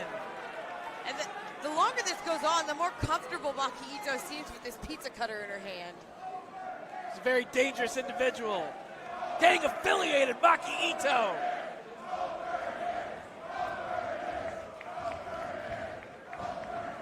Ugh. Just anointed with the blood of EFFY. What's next for MDK is BUSSY struggling to get back to their feet. Gage looking for the choke breaker. Maki's got Allie as well, but countered by EFFY firing away on Gage. Now they're just going shot for shot. Gage and EFFY, Allie, and Maki Itoh. Double pile drivers. Well, Gage and Allie Katch both hit pile drivers on opponents. And now face to face, Allie Katch and Nick Gage. Allie fires back with Gage. Exchanging forearm shots with one another. Flurry now from Allie. But Gage catches her, choke breaker. Allie Katch bent in half. Now Gage with the cover, and EFFY makes the save for his team, breaking up the pin and stopping away on the King. Well, and EFFY came flying into the ring, but I noticed that also in the ring is Maki Itoh with a steel chair. I don't think EFFY sees her at all. EFFY checking on the condition of Allie Katch. Maki with that chair across the back of EFFY. Not having much of an effect, though. She's a very small-framed wrestler. Doesn't have quite as much behind swinging the chair as EFFY does as he takes out Nick Gage, sending him to the floor. EFFY's face covered in blood. Grabbing another chair from underneath the ring and bringing it inside the ring is EFFY. Chairs back to back with one another now. Blood continuing to pour out of the head of EFFY as he grabs hold of Maki Itoh, but firing back. Sees where those chairs are positioned can't be on the receiving end. Grabbing hold of EFFY, choke breaker across the chairs. Back first goes EFFY. Maki with the cover. And Allie Katch with the save. And Dave, I don't think EFFY was kicking out of that choke breaker on the steel chairs right on his spine. And wait. Allie Katch. Oh no. Oh no. Maki Itoh brought to tears at this matchup. Allie is just disgusting. Abhorrent behavior. Could she do such a thing to Maki Itoh?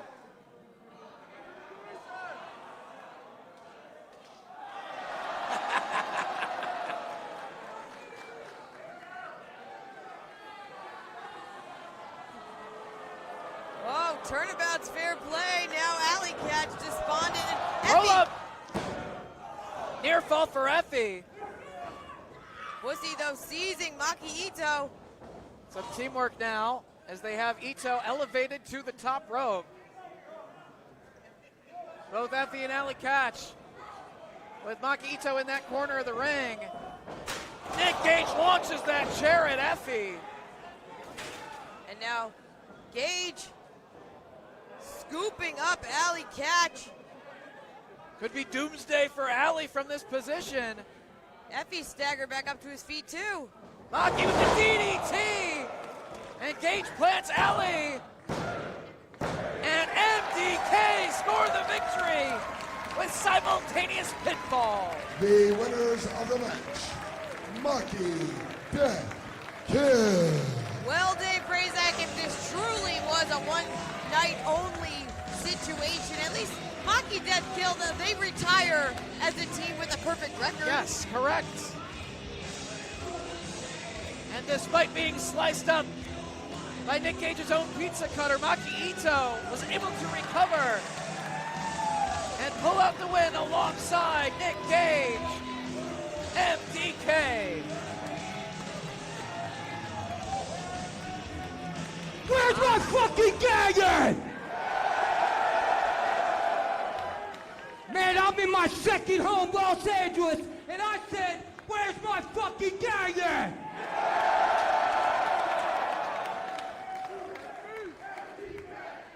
Maybe you can make them a little louder. It's MDK!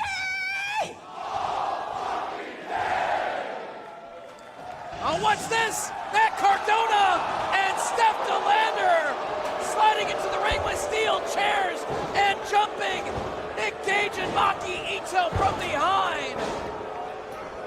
Cardona was infuriated that he didn't have a match scheduled here at Spring Break, but making his presence felt alongside Steph DeLander. Yeah, the Indie God in the American Nightmare jacket. Match King!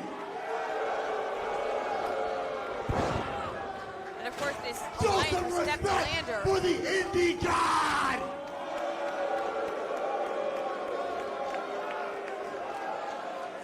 It is fucking bullshit that we are not booked on Spring Break!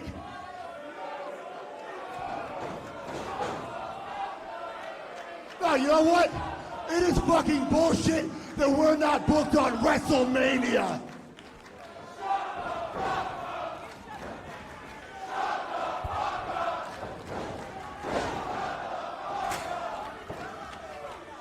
I won the Intercontinental Championship at WrestleMania!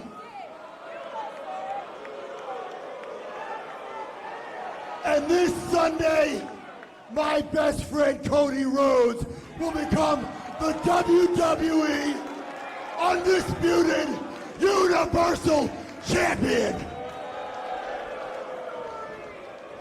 GCW is embarrassing. This entire locker room is embarrassing. The world champion here is embarrassing. This guy is a felon. This chick looks like she's 14 years old. And him and I are the two most over people in this entire fucking industry.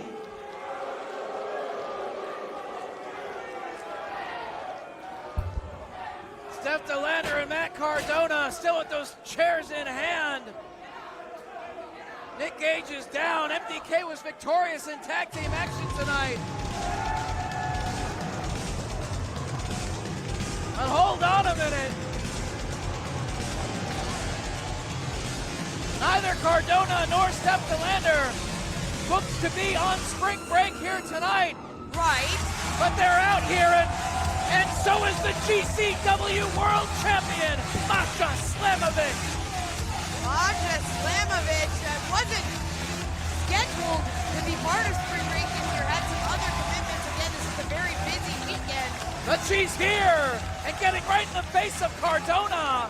Oh, and Cardona puts Steph DeLander. Ooh, Gage taking out Cardona. And Cardona shoved Steph DeLander just in front of him a little bit. Just a little bit. And Masha Slamovich and Steph DeLander face to face. Of course, DeLander just joining GCW at the side of Matt Cardona in New York City at Melrose Ballroom, making her presence felt. And are these two going to go at it here?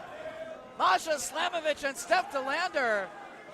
Well, I think Gage and Cardona fought their way to the back, so Steph DeLander left out here. I guess she decided that, yeah, look, we have an official.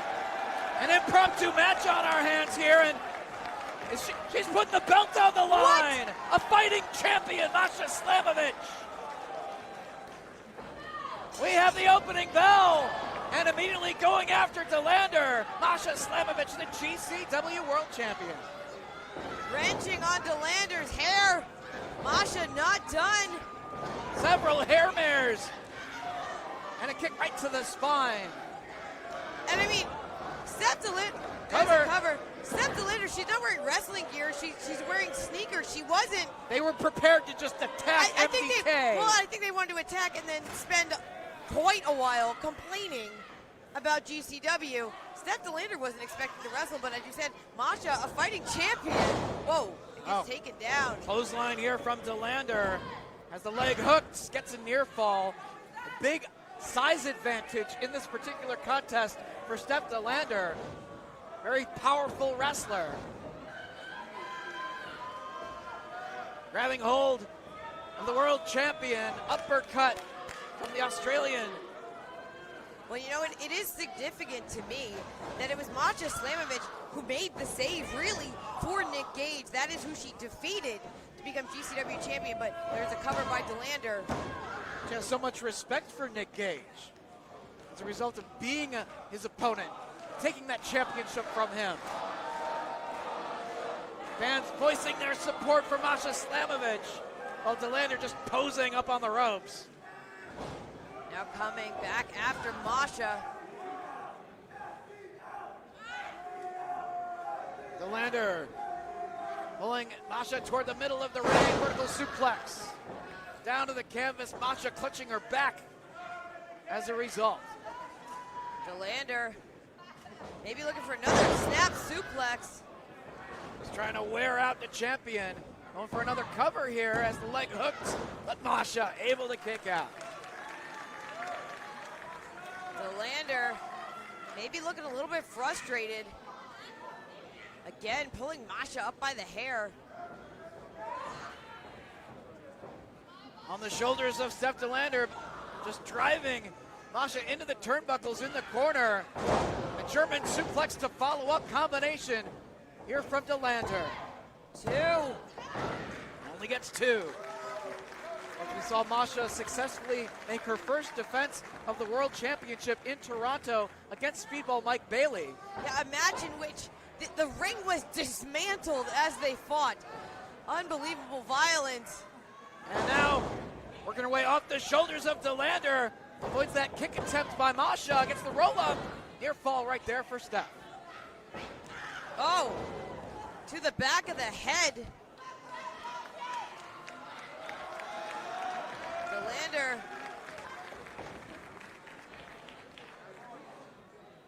Right now out to the floor goes Slamovich, looking underneath the ring.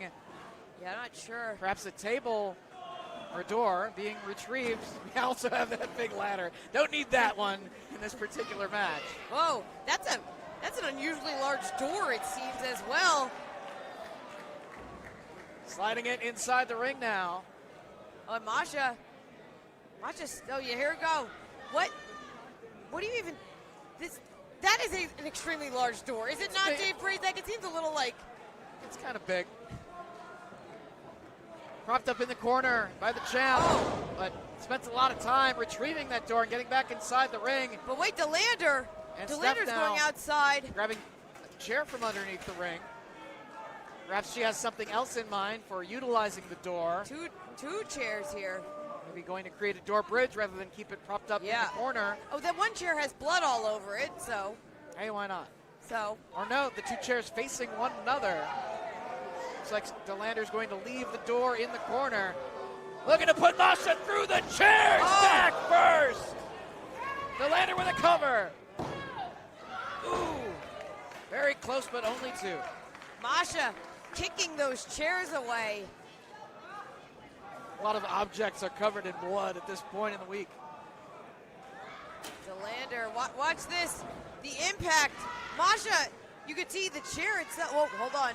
Wait. See what Steph Delander has in mind here. Masha doing her best to block the attempt. Has her up, looking for the air raid crash. And the door is in the corner.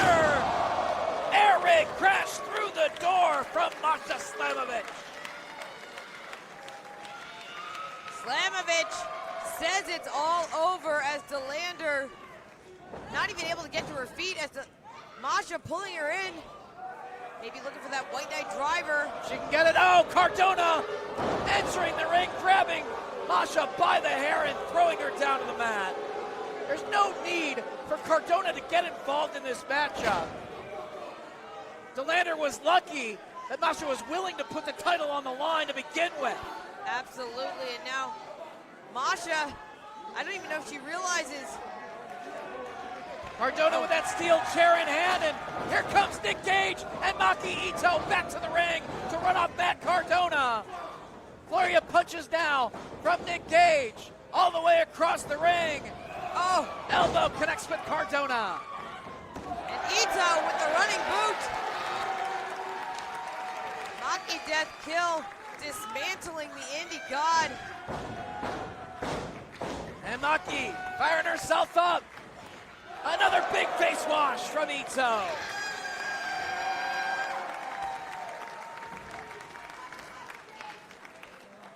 The battle continues here. Out on the floor now is Cardona headfirst into the post. In the ring though, Masha able to slip out from behind. Waist lock here, going for the sleeper hold on Delander. Trying to cut off the circulation, she taps out. Masha retains the World Championship. The winner of the match, and still Game Changer Wrestling World Champion, Masha Slamovich. And Dave, Masha's been finding so much success recently with that sleeper hold. That's how she won the GCW Championship, how she beat Mike Bailey. Now it's how she beat Steph Delander. And Masha retains.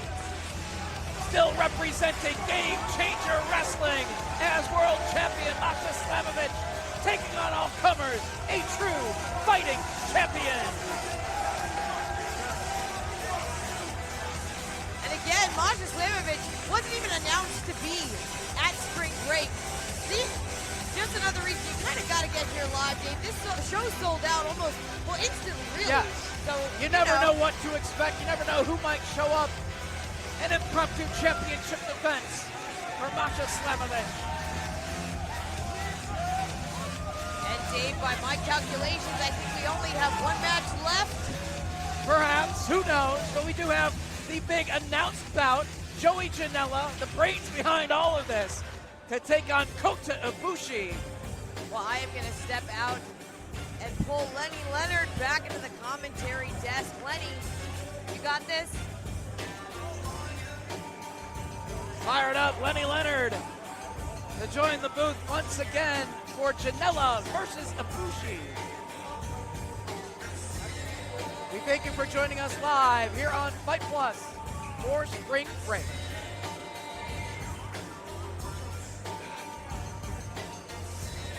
trending number 11 on Twitter right now. Please keep that activity going, folks. Let us know what you think thus far of Joey Janela's Spring Break 7. Welcome back, Lenny. It is good to be back, man. It's been an exciting little bit since I've been here. Glad I got to sit and just take it all in. Let's go to MLJ. Los Angeles! Are y'all ready for your main event of the evening? I said, are y'all ready for your main event of Spring fucking Break? Hell yeah, let's get it.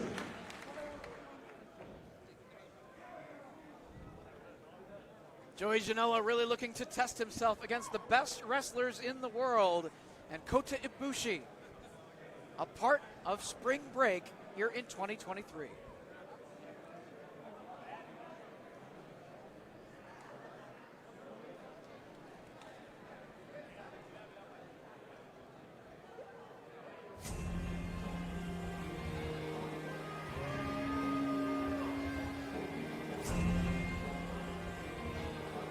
The term dream match gets thrown around a lot in wrestling. It was used earlier tonight for Vikingo and Yes. Speedball. And a lot of times it's warranted. And I think Spring Break has been the place where so many of these dream matches have happened.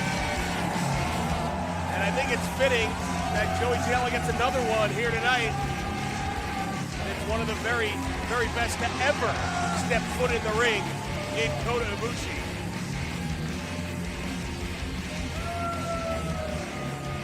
It's Ibushi's first weekend back in wrestling since that devastating shoulder injury in the finals of the 2021 G1 Climax against Okada that caused the match to be stopped.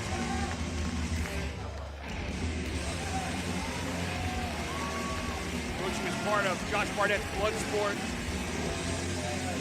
Last night had a great match against Speedball Mike Bailey. A much different match than I would anticipate Ibushi is going to have here tonight in the main event against Joey Janela. And greeting all the fans, stopping for photos. Kota Ibushi, ready for battle.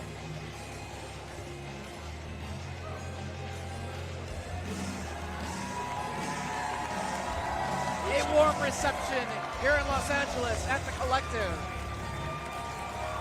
Ibushi is an attraction. He's somebody that, I bet if you polled people in the locker room, they would tell you this is a guy I would pay to watch. Absolutely. A generational talent. A great ovation from the fans in attendance. Standing room, jam-packed crowd here at the UCC.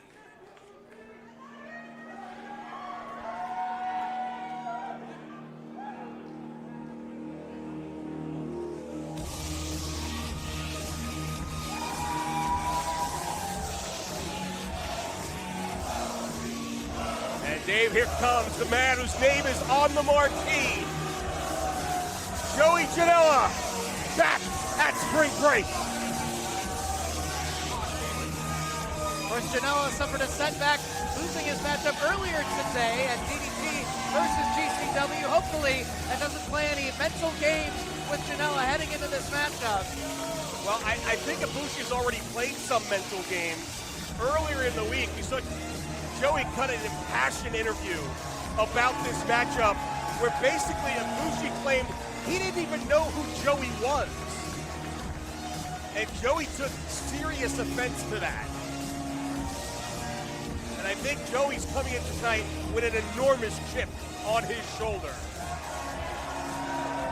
As we get set for the introductions of our main event here at Spring Break 7.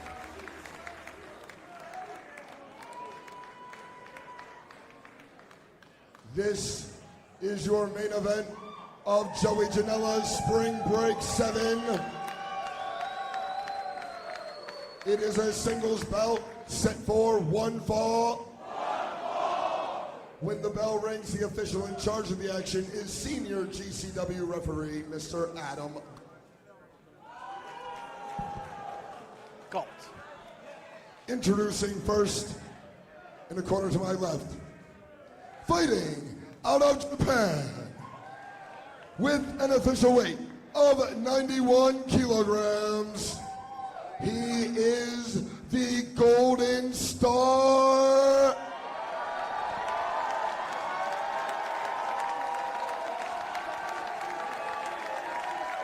This is Kota Ibushi.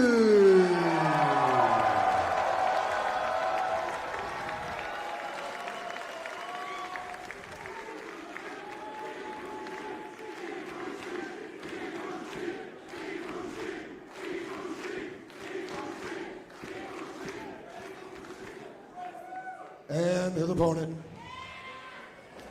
fighting out of Asbury Park, New Jersey, with an official weight of 200 pounds, he is the Bad Boy, Joey Janela.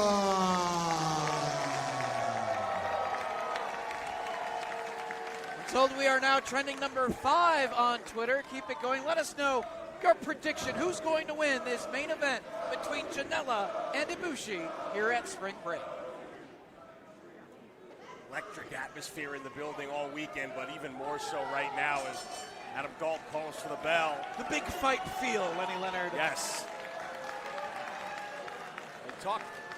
I did anyway, yesterday during Josh Barnett's Bloodsport, during the Ibushi-Mike Bailey match, that this is literally the first time Kota Ibushi has wrestled since his injury in 2021, this weekend here in the U.S.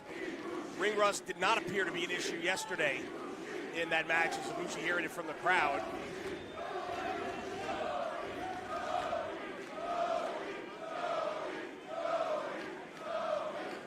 And Janela soaking it in as well, but Joey Janela has not had that kind of time off that Kota Ibushi has had.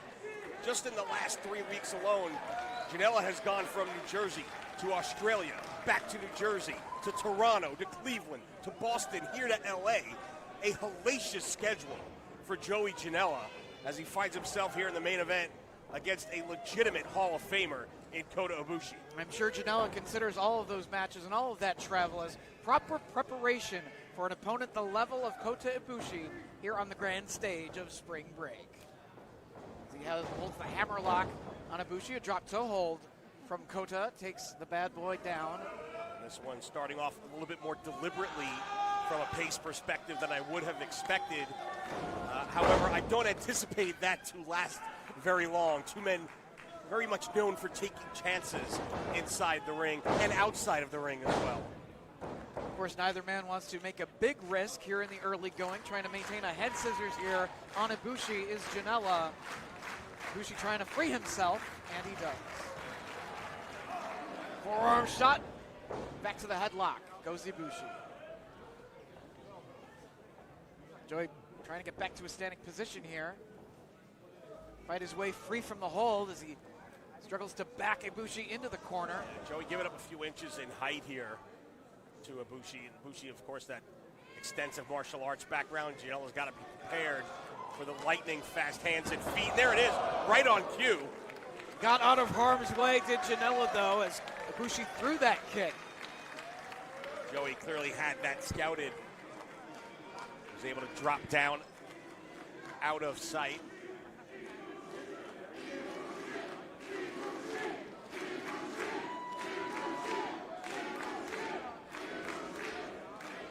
This is a match where you're not going to find any of the fans rooting against either of these men, just who they like maybe a little bit more. See a lot of fans chanting both of their names during the course of the matchup. Just appreciative of the competition brought to them here from Game Changer Wrestling at Spring Break, as now it's Janela holding onto the headlock on Ibushi. Next, Joey into the ropes, sends him off. Looking for the shoulder tackle, but Ibushi holding his ground. Joey not able to, even with that momentum, knock Ibushi off his feet. Now Kota's going to take a shot, sends Janela into the ropes, and the pace now starting to pick up a bit. There's the drop kick from Ibushi, sending Janela sprawling to the outside and trying to regain his composure here. Ibushi asking him to get back inside the ring, continue the action inside the squared circle. Joey asking Ibushi to come on out to the floor.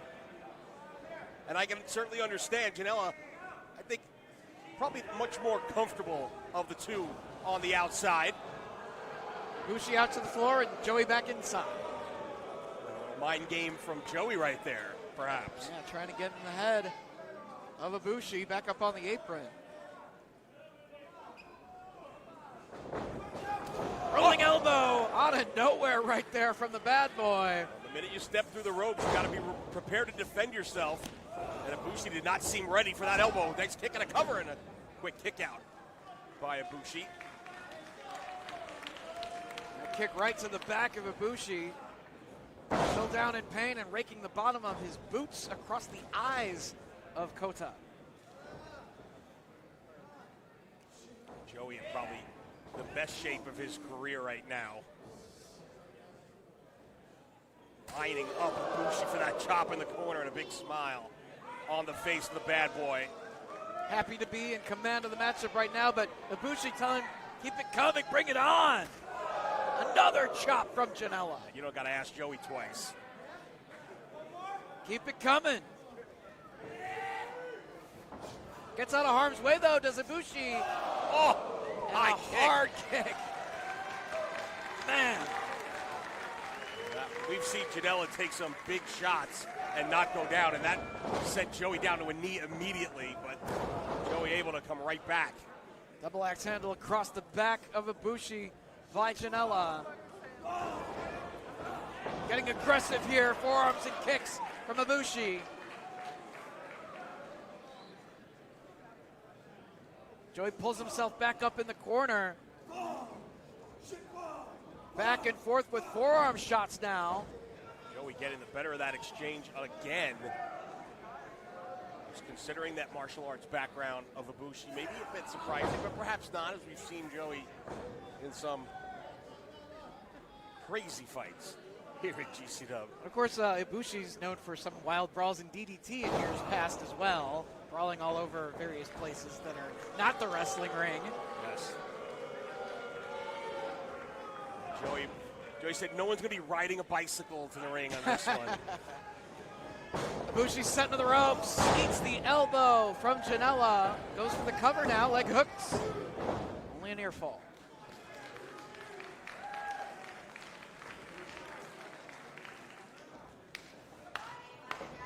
Joey continuing to wrestle at a deliberate pace here.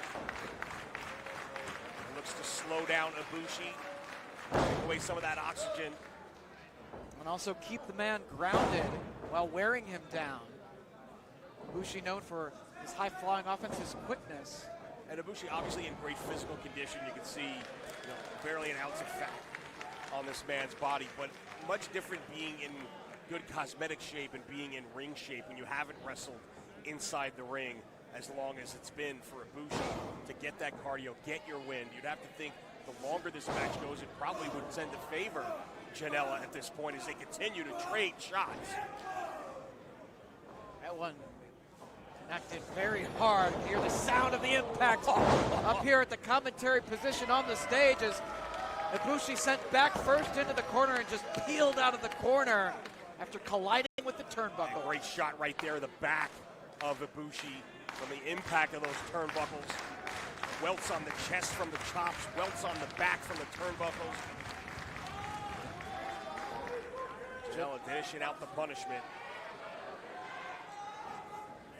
Elevates Ibushi, but waistlock here. Elbows from Janela trying to break free of the waistlock. He does. Off the ropes comes the bad boy, but right into the Rana. And Joey got spiked right on his head with it. Big instinct sends Janela out to the floor to try and buy some time. Trying to walk it off on the floor is Janela. Create a little distance from himself and Ibushi. Ibushi's still inside the ring here. Hearing the support of the fans in LA. Inside the ring, perhaps not for long. Keep your eye on Ibushi here, taking a risk. To the top rope. Moonsault to the floor. And the way that Janela collided with that hardwood floor was almost like an inverted DDT on the way down as Ibushi kind of grabbed his head and dropped Janela, the back of his head, down to the floor. Well, if there's been any ring rust on Ibushi due to that layoff, as we take another look here, the agility of Kota Ibushi up to the top springboard. One motion right into the moonsault, down to the floor, wiping out Janela. I think any questions about the rust on Kota Ibushi have been answered. Oh, yeah. He's ready for this matchup. And barely even breathing heavy at this point, too. Well, the speed of this matchup, the pace of it has been very, very slow thus far. That was the first really huge risk taken by either wrestler with the dive to the floor. It pays off for Ibushi, but now both competitors back inside the ring. Nice evasion out of the corner by Janela, but Ibushi with a quick roll-up out of the corner.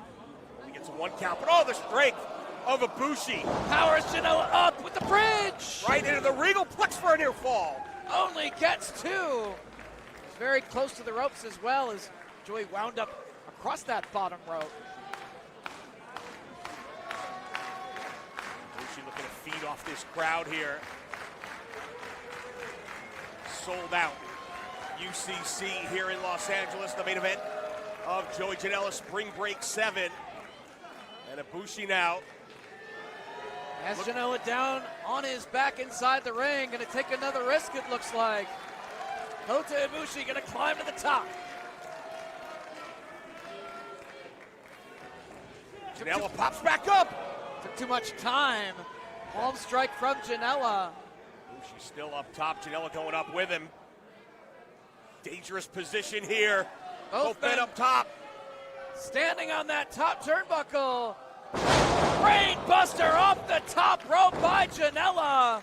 Needs to go for a cover here. If he can crawl toward Ibushi and go for it. That took a little bit out of Joey too, especially after absorbing that moonsault on the floor. Finally coming to, going for the cover. Back press, legs hook. Shoulders down for Ibushi and a kick out at 2.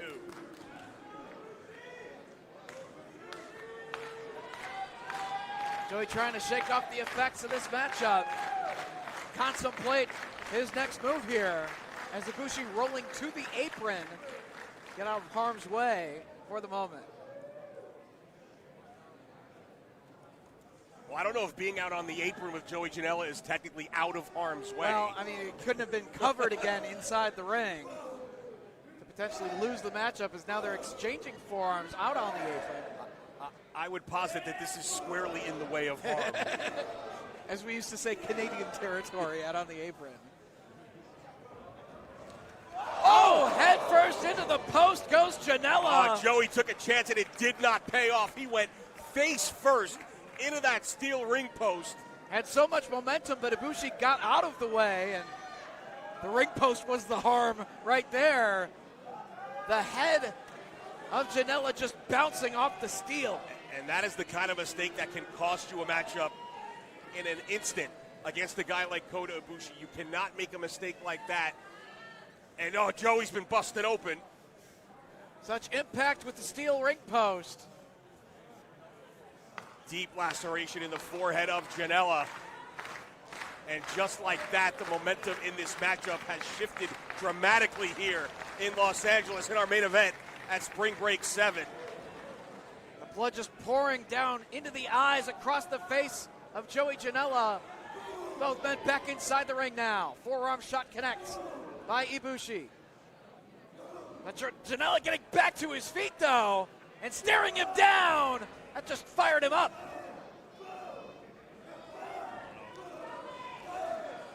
Not a ton on those blows from Janela, but that one connected flush and sent Ibushi sprawling to the apron one more time. And back out to the apron once again. It's almost like Joey tasted his own blood and found another gear here. Perhaps looking for the Death Valley driver out on the ring frame. But Ibushi works his way off the shoulders of Janela and connects with the forearm. Came charging at Joey, but the forearm connects with Ibushi, now pulling him back out to the apron again, going for maybe a DDT. Oh! On the edge of the ring, head first goes Ibushi.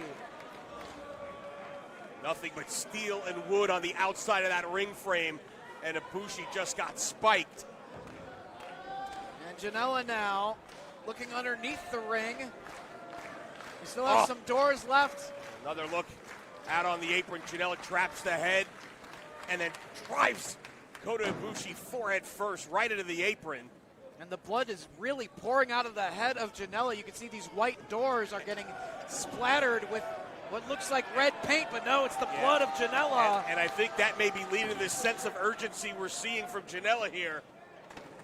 Trying to move the chairs in this packed venue out of the way. Look at the blood just dripping on those doors as he rearranges the furniture. And when you're losing that kind of fluid in a matchup like this, it is also, while it is very chilly here in LA, unseasonably so, it is very warm in this sold-out building, and that blood continuing to flow from Janela. And the longer that happens, the much more difficulty he's going to have continuing on in this matchup. So getting very quickly trying to create a door bridge out on the floor here. Retrieving more chairs, probably going to set up both doors next to one another to provide a platform for whatever Janela has in store for Ibushi to put him through these doors out on the floor. Dangerous situation here at the UCC in LA. Ibushi on the floor, Janela leaking that life-giving fluid. His face a crimson mask at this point in the matchup. Joey Janela grabbing hold of the hair of Kota Ibushi to pull him toward where these two doors are set up.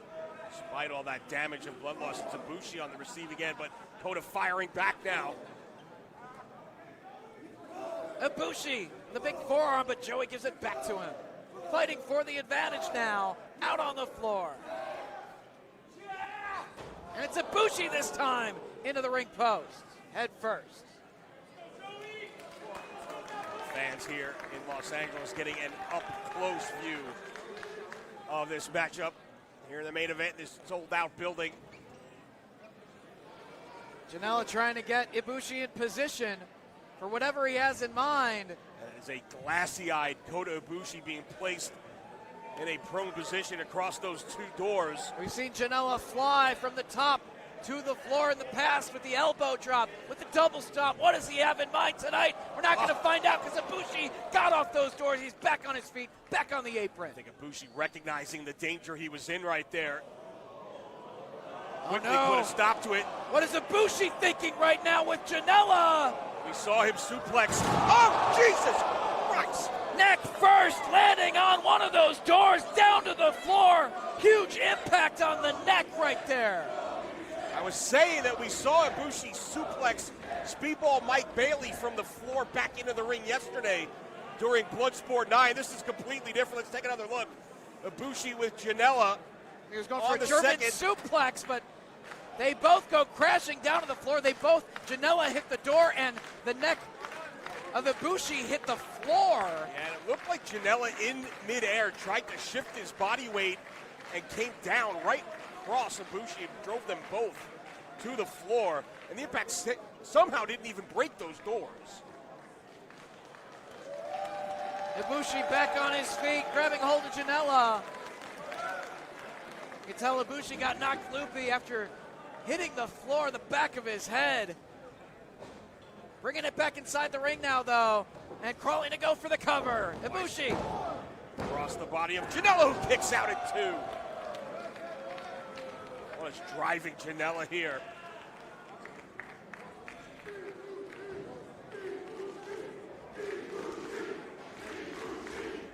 Support for Kota Ibushi here in the UCC. Went for that knee strike, but blocked by Janela. Went for the Death Valley driver, he gets it. Again, the neck of Ibushi taking the brunt of the impact. Joey's got to follow up here. Has Ibushi up, another Death Valley driver. Joey with a cover. He kicked out at 1. Ibushi kicked out at 1. Joey cannot believe it.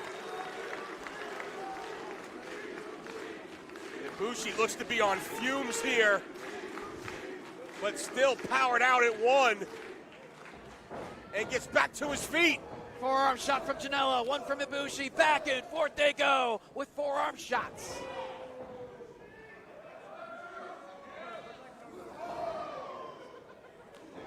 Both competitors staying at a standing position here, though absorbing these hard shots from their opponent. Janela knocked to a knee, but right back up. They're throwing these shots with some bad intentions. Janela continuing to lose a lot of blood here as they continue to wear one another out with each forearm strike. Amazing that Janela is still able to even stand at this point. Rubbery legs. Ibushi telling him to bring it, right hand.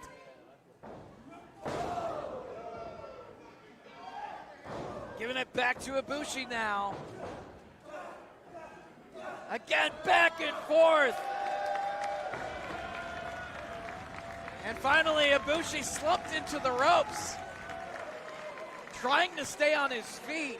Adam Galt checking on Ibushi to see if he's able to continue. There's only so much a human body can take. Rolling elbow right there from Janela. Didn't have as much as that first one he hit earlier in the match, but still enough to send Ibushi sprawling to the ropes. Oh, great buster.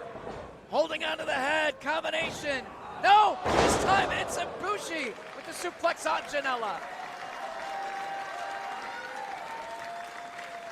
In time, it looks like one of these guys is taking control of this matchup. The other finds a way to claw and scratch back into this one. Ibushi back on his feet. Charges at Janela, avoids the clothesline. German suplex from the bad boy. He folded Ibushi in half right there. And again, back to the neck of Ibushi. Waistlock here, going for another German, but standing switch. Release German suplex from Ibushi.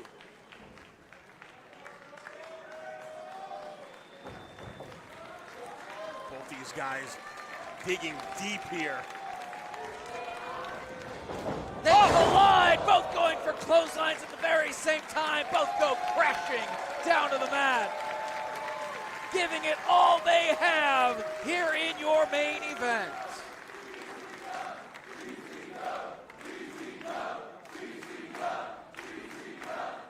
A true war between Janela and Ibushi here at Spring Break 7.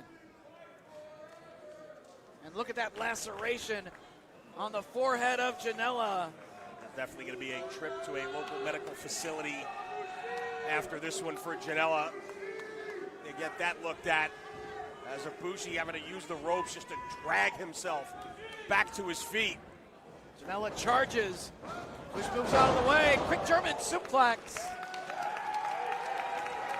And Ibushi thinks he's got Janela in trouble here. Smile on the face of Ibushi. Both wrestlers back to a standing position. Oh! Open hand shots back and forth. Joey telling him to bring it on. Now a flurry from Ibushi. There's those lightning fast hands of Ibushi. Here comes Janela.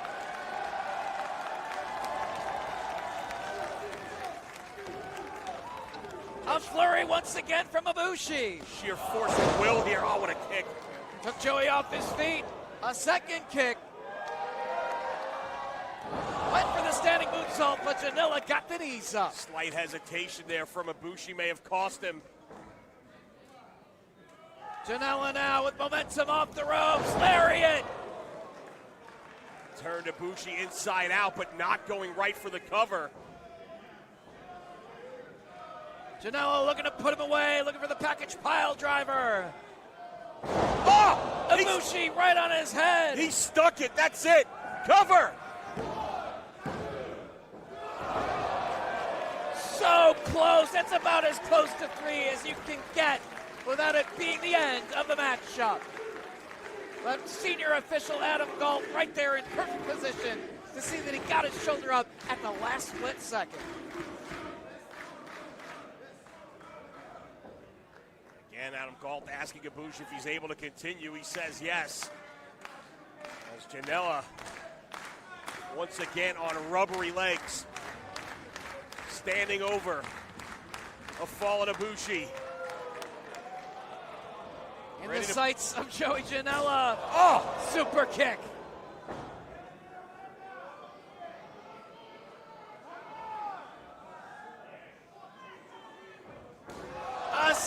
second.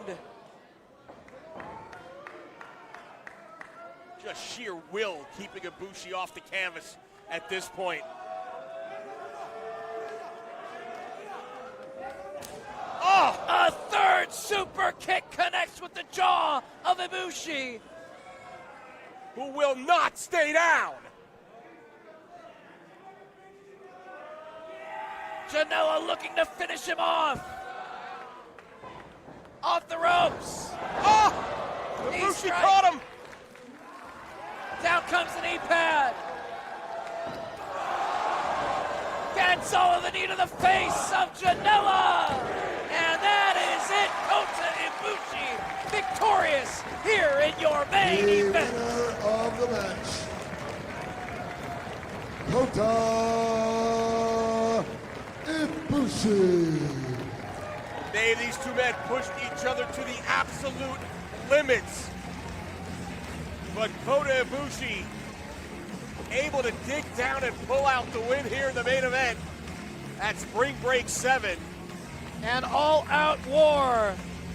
Such a physical battle between these two wrestlers. Through doors, chairs, hard-hitting strikes, and that knee sealed the deal for Kota Ibushi to defeat Joey Janela in the main event of his own Spring Break 7.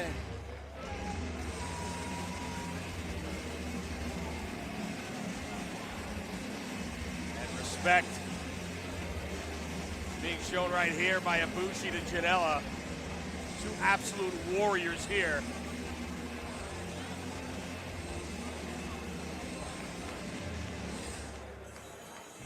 Joey lost a lot of blood during the course of that one. They both took huge risks crashing to the floor onto those doors.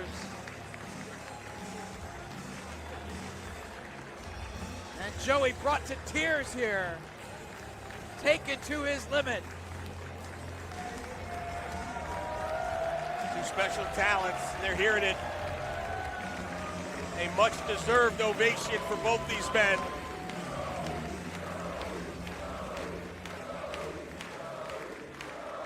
And what a heck of a main event, Dave.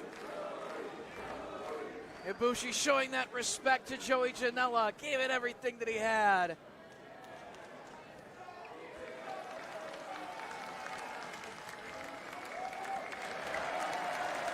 Spring Break 7 is in the books, folks. Later on tonight, Emo Fight. Right here, midnight Pacific time on Fight Plus. Tomorrow, EFFY's Big Game Brunch in the morning. The World on Lucha at 10 p.m.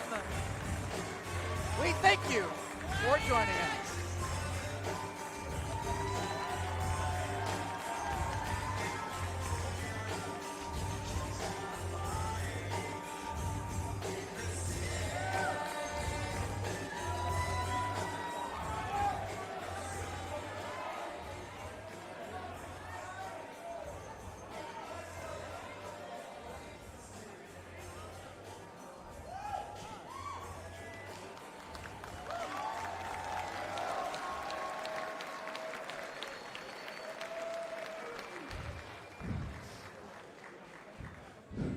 Four years ago, my life was changed. After 15 years in this business, I signed my first wrestling contract.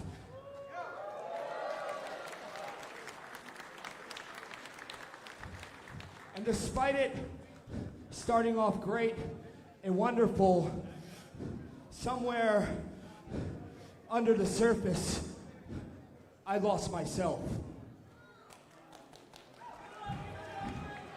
I was depressed. I was jelly.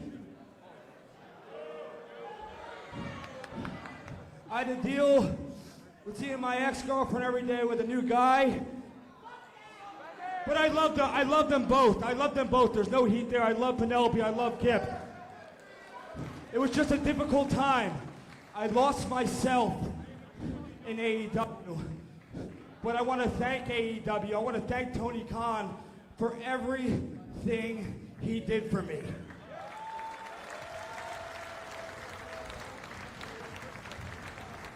somewhere, somehow, this fucking superstar, one of the best wrestlers in the history of the business,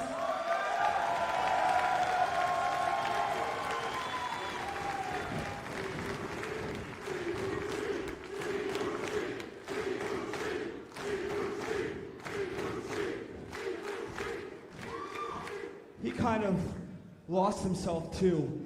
But after 2 years off, you decided not to go to WWE. You decided, for now, not to go to AEW.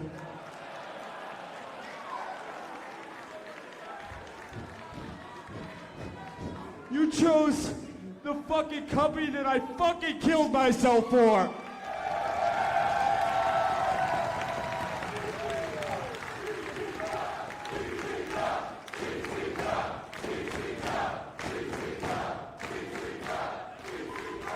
And that means the world to Brett.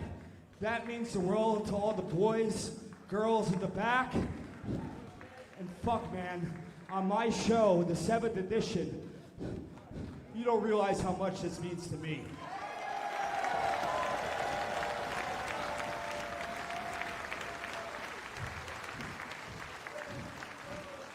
You are the embodiment, the physical embodiment of the Japanese spirit, and I thank you so much. I just want to say one last thing. Welcome back to the business, Kota Ibushi. Thank you.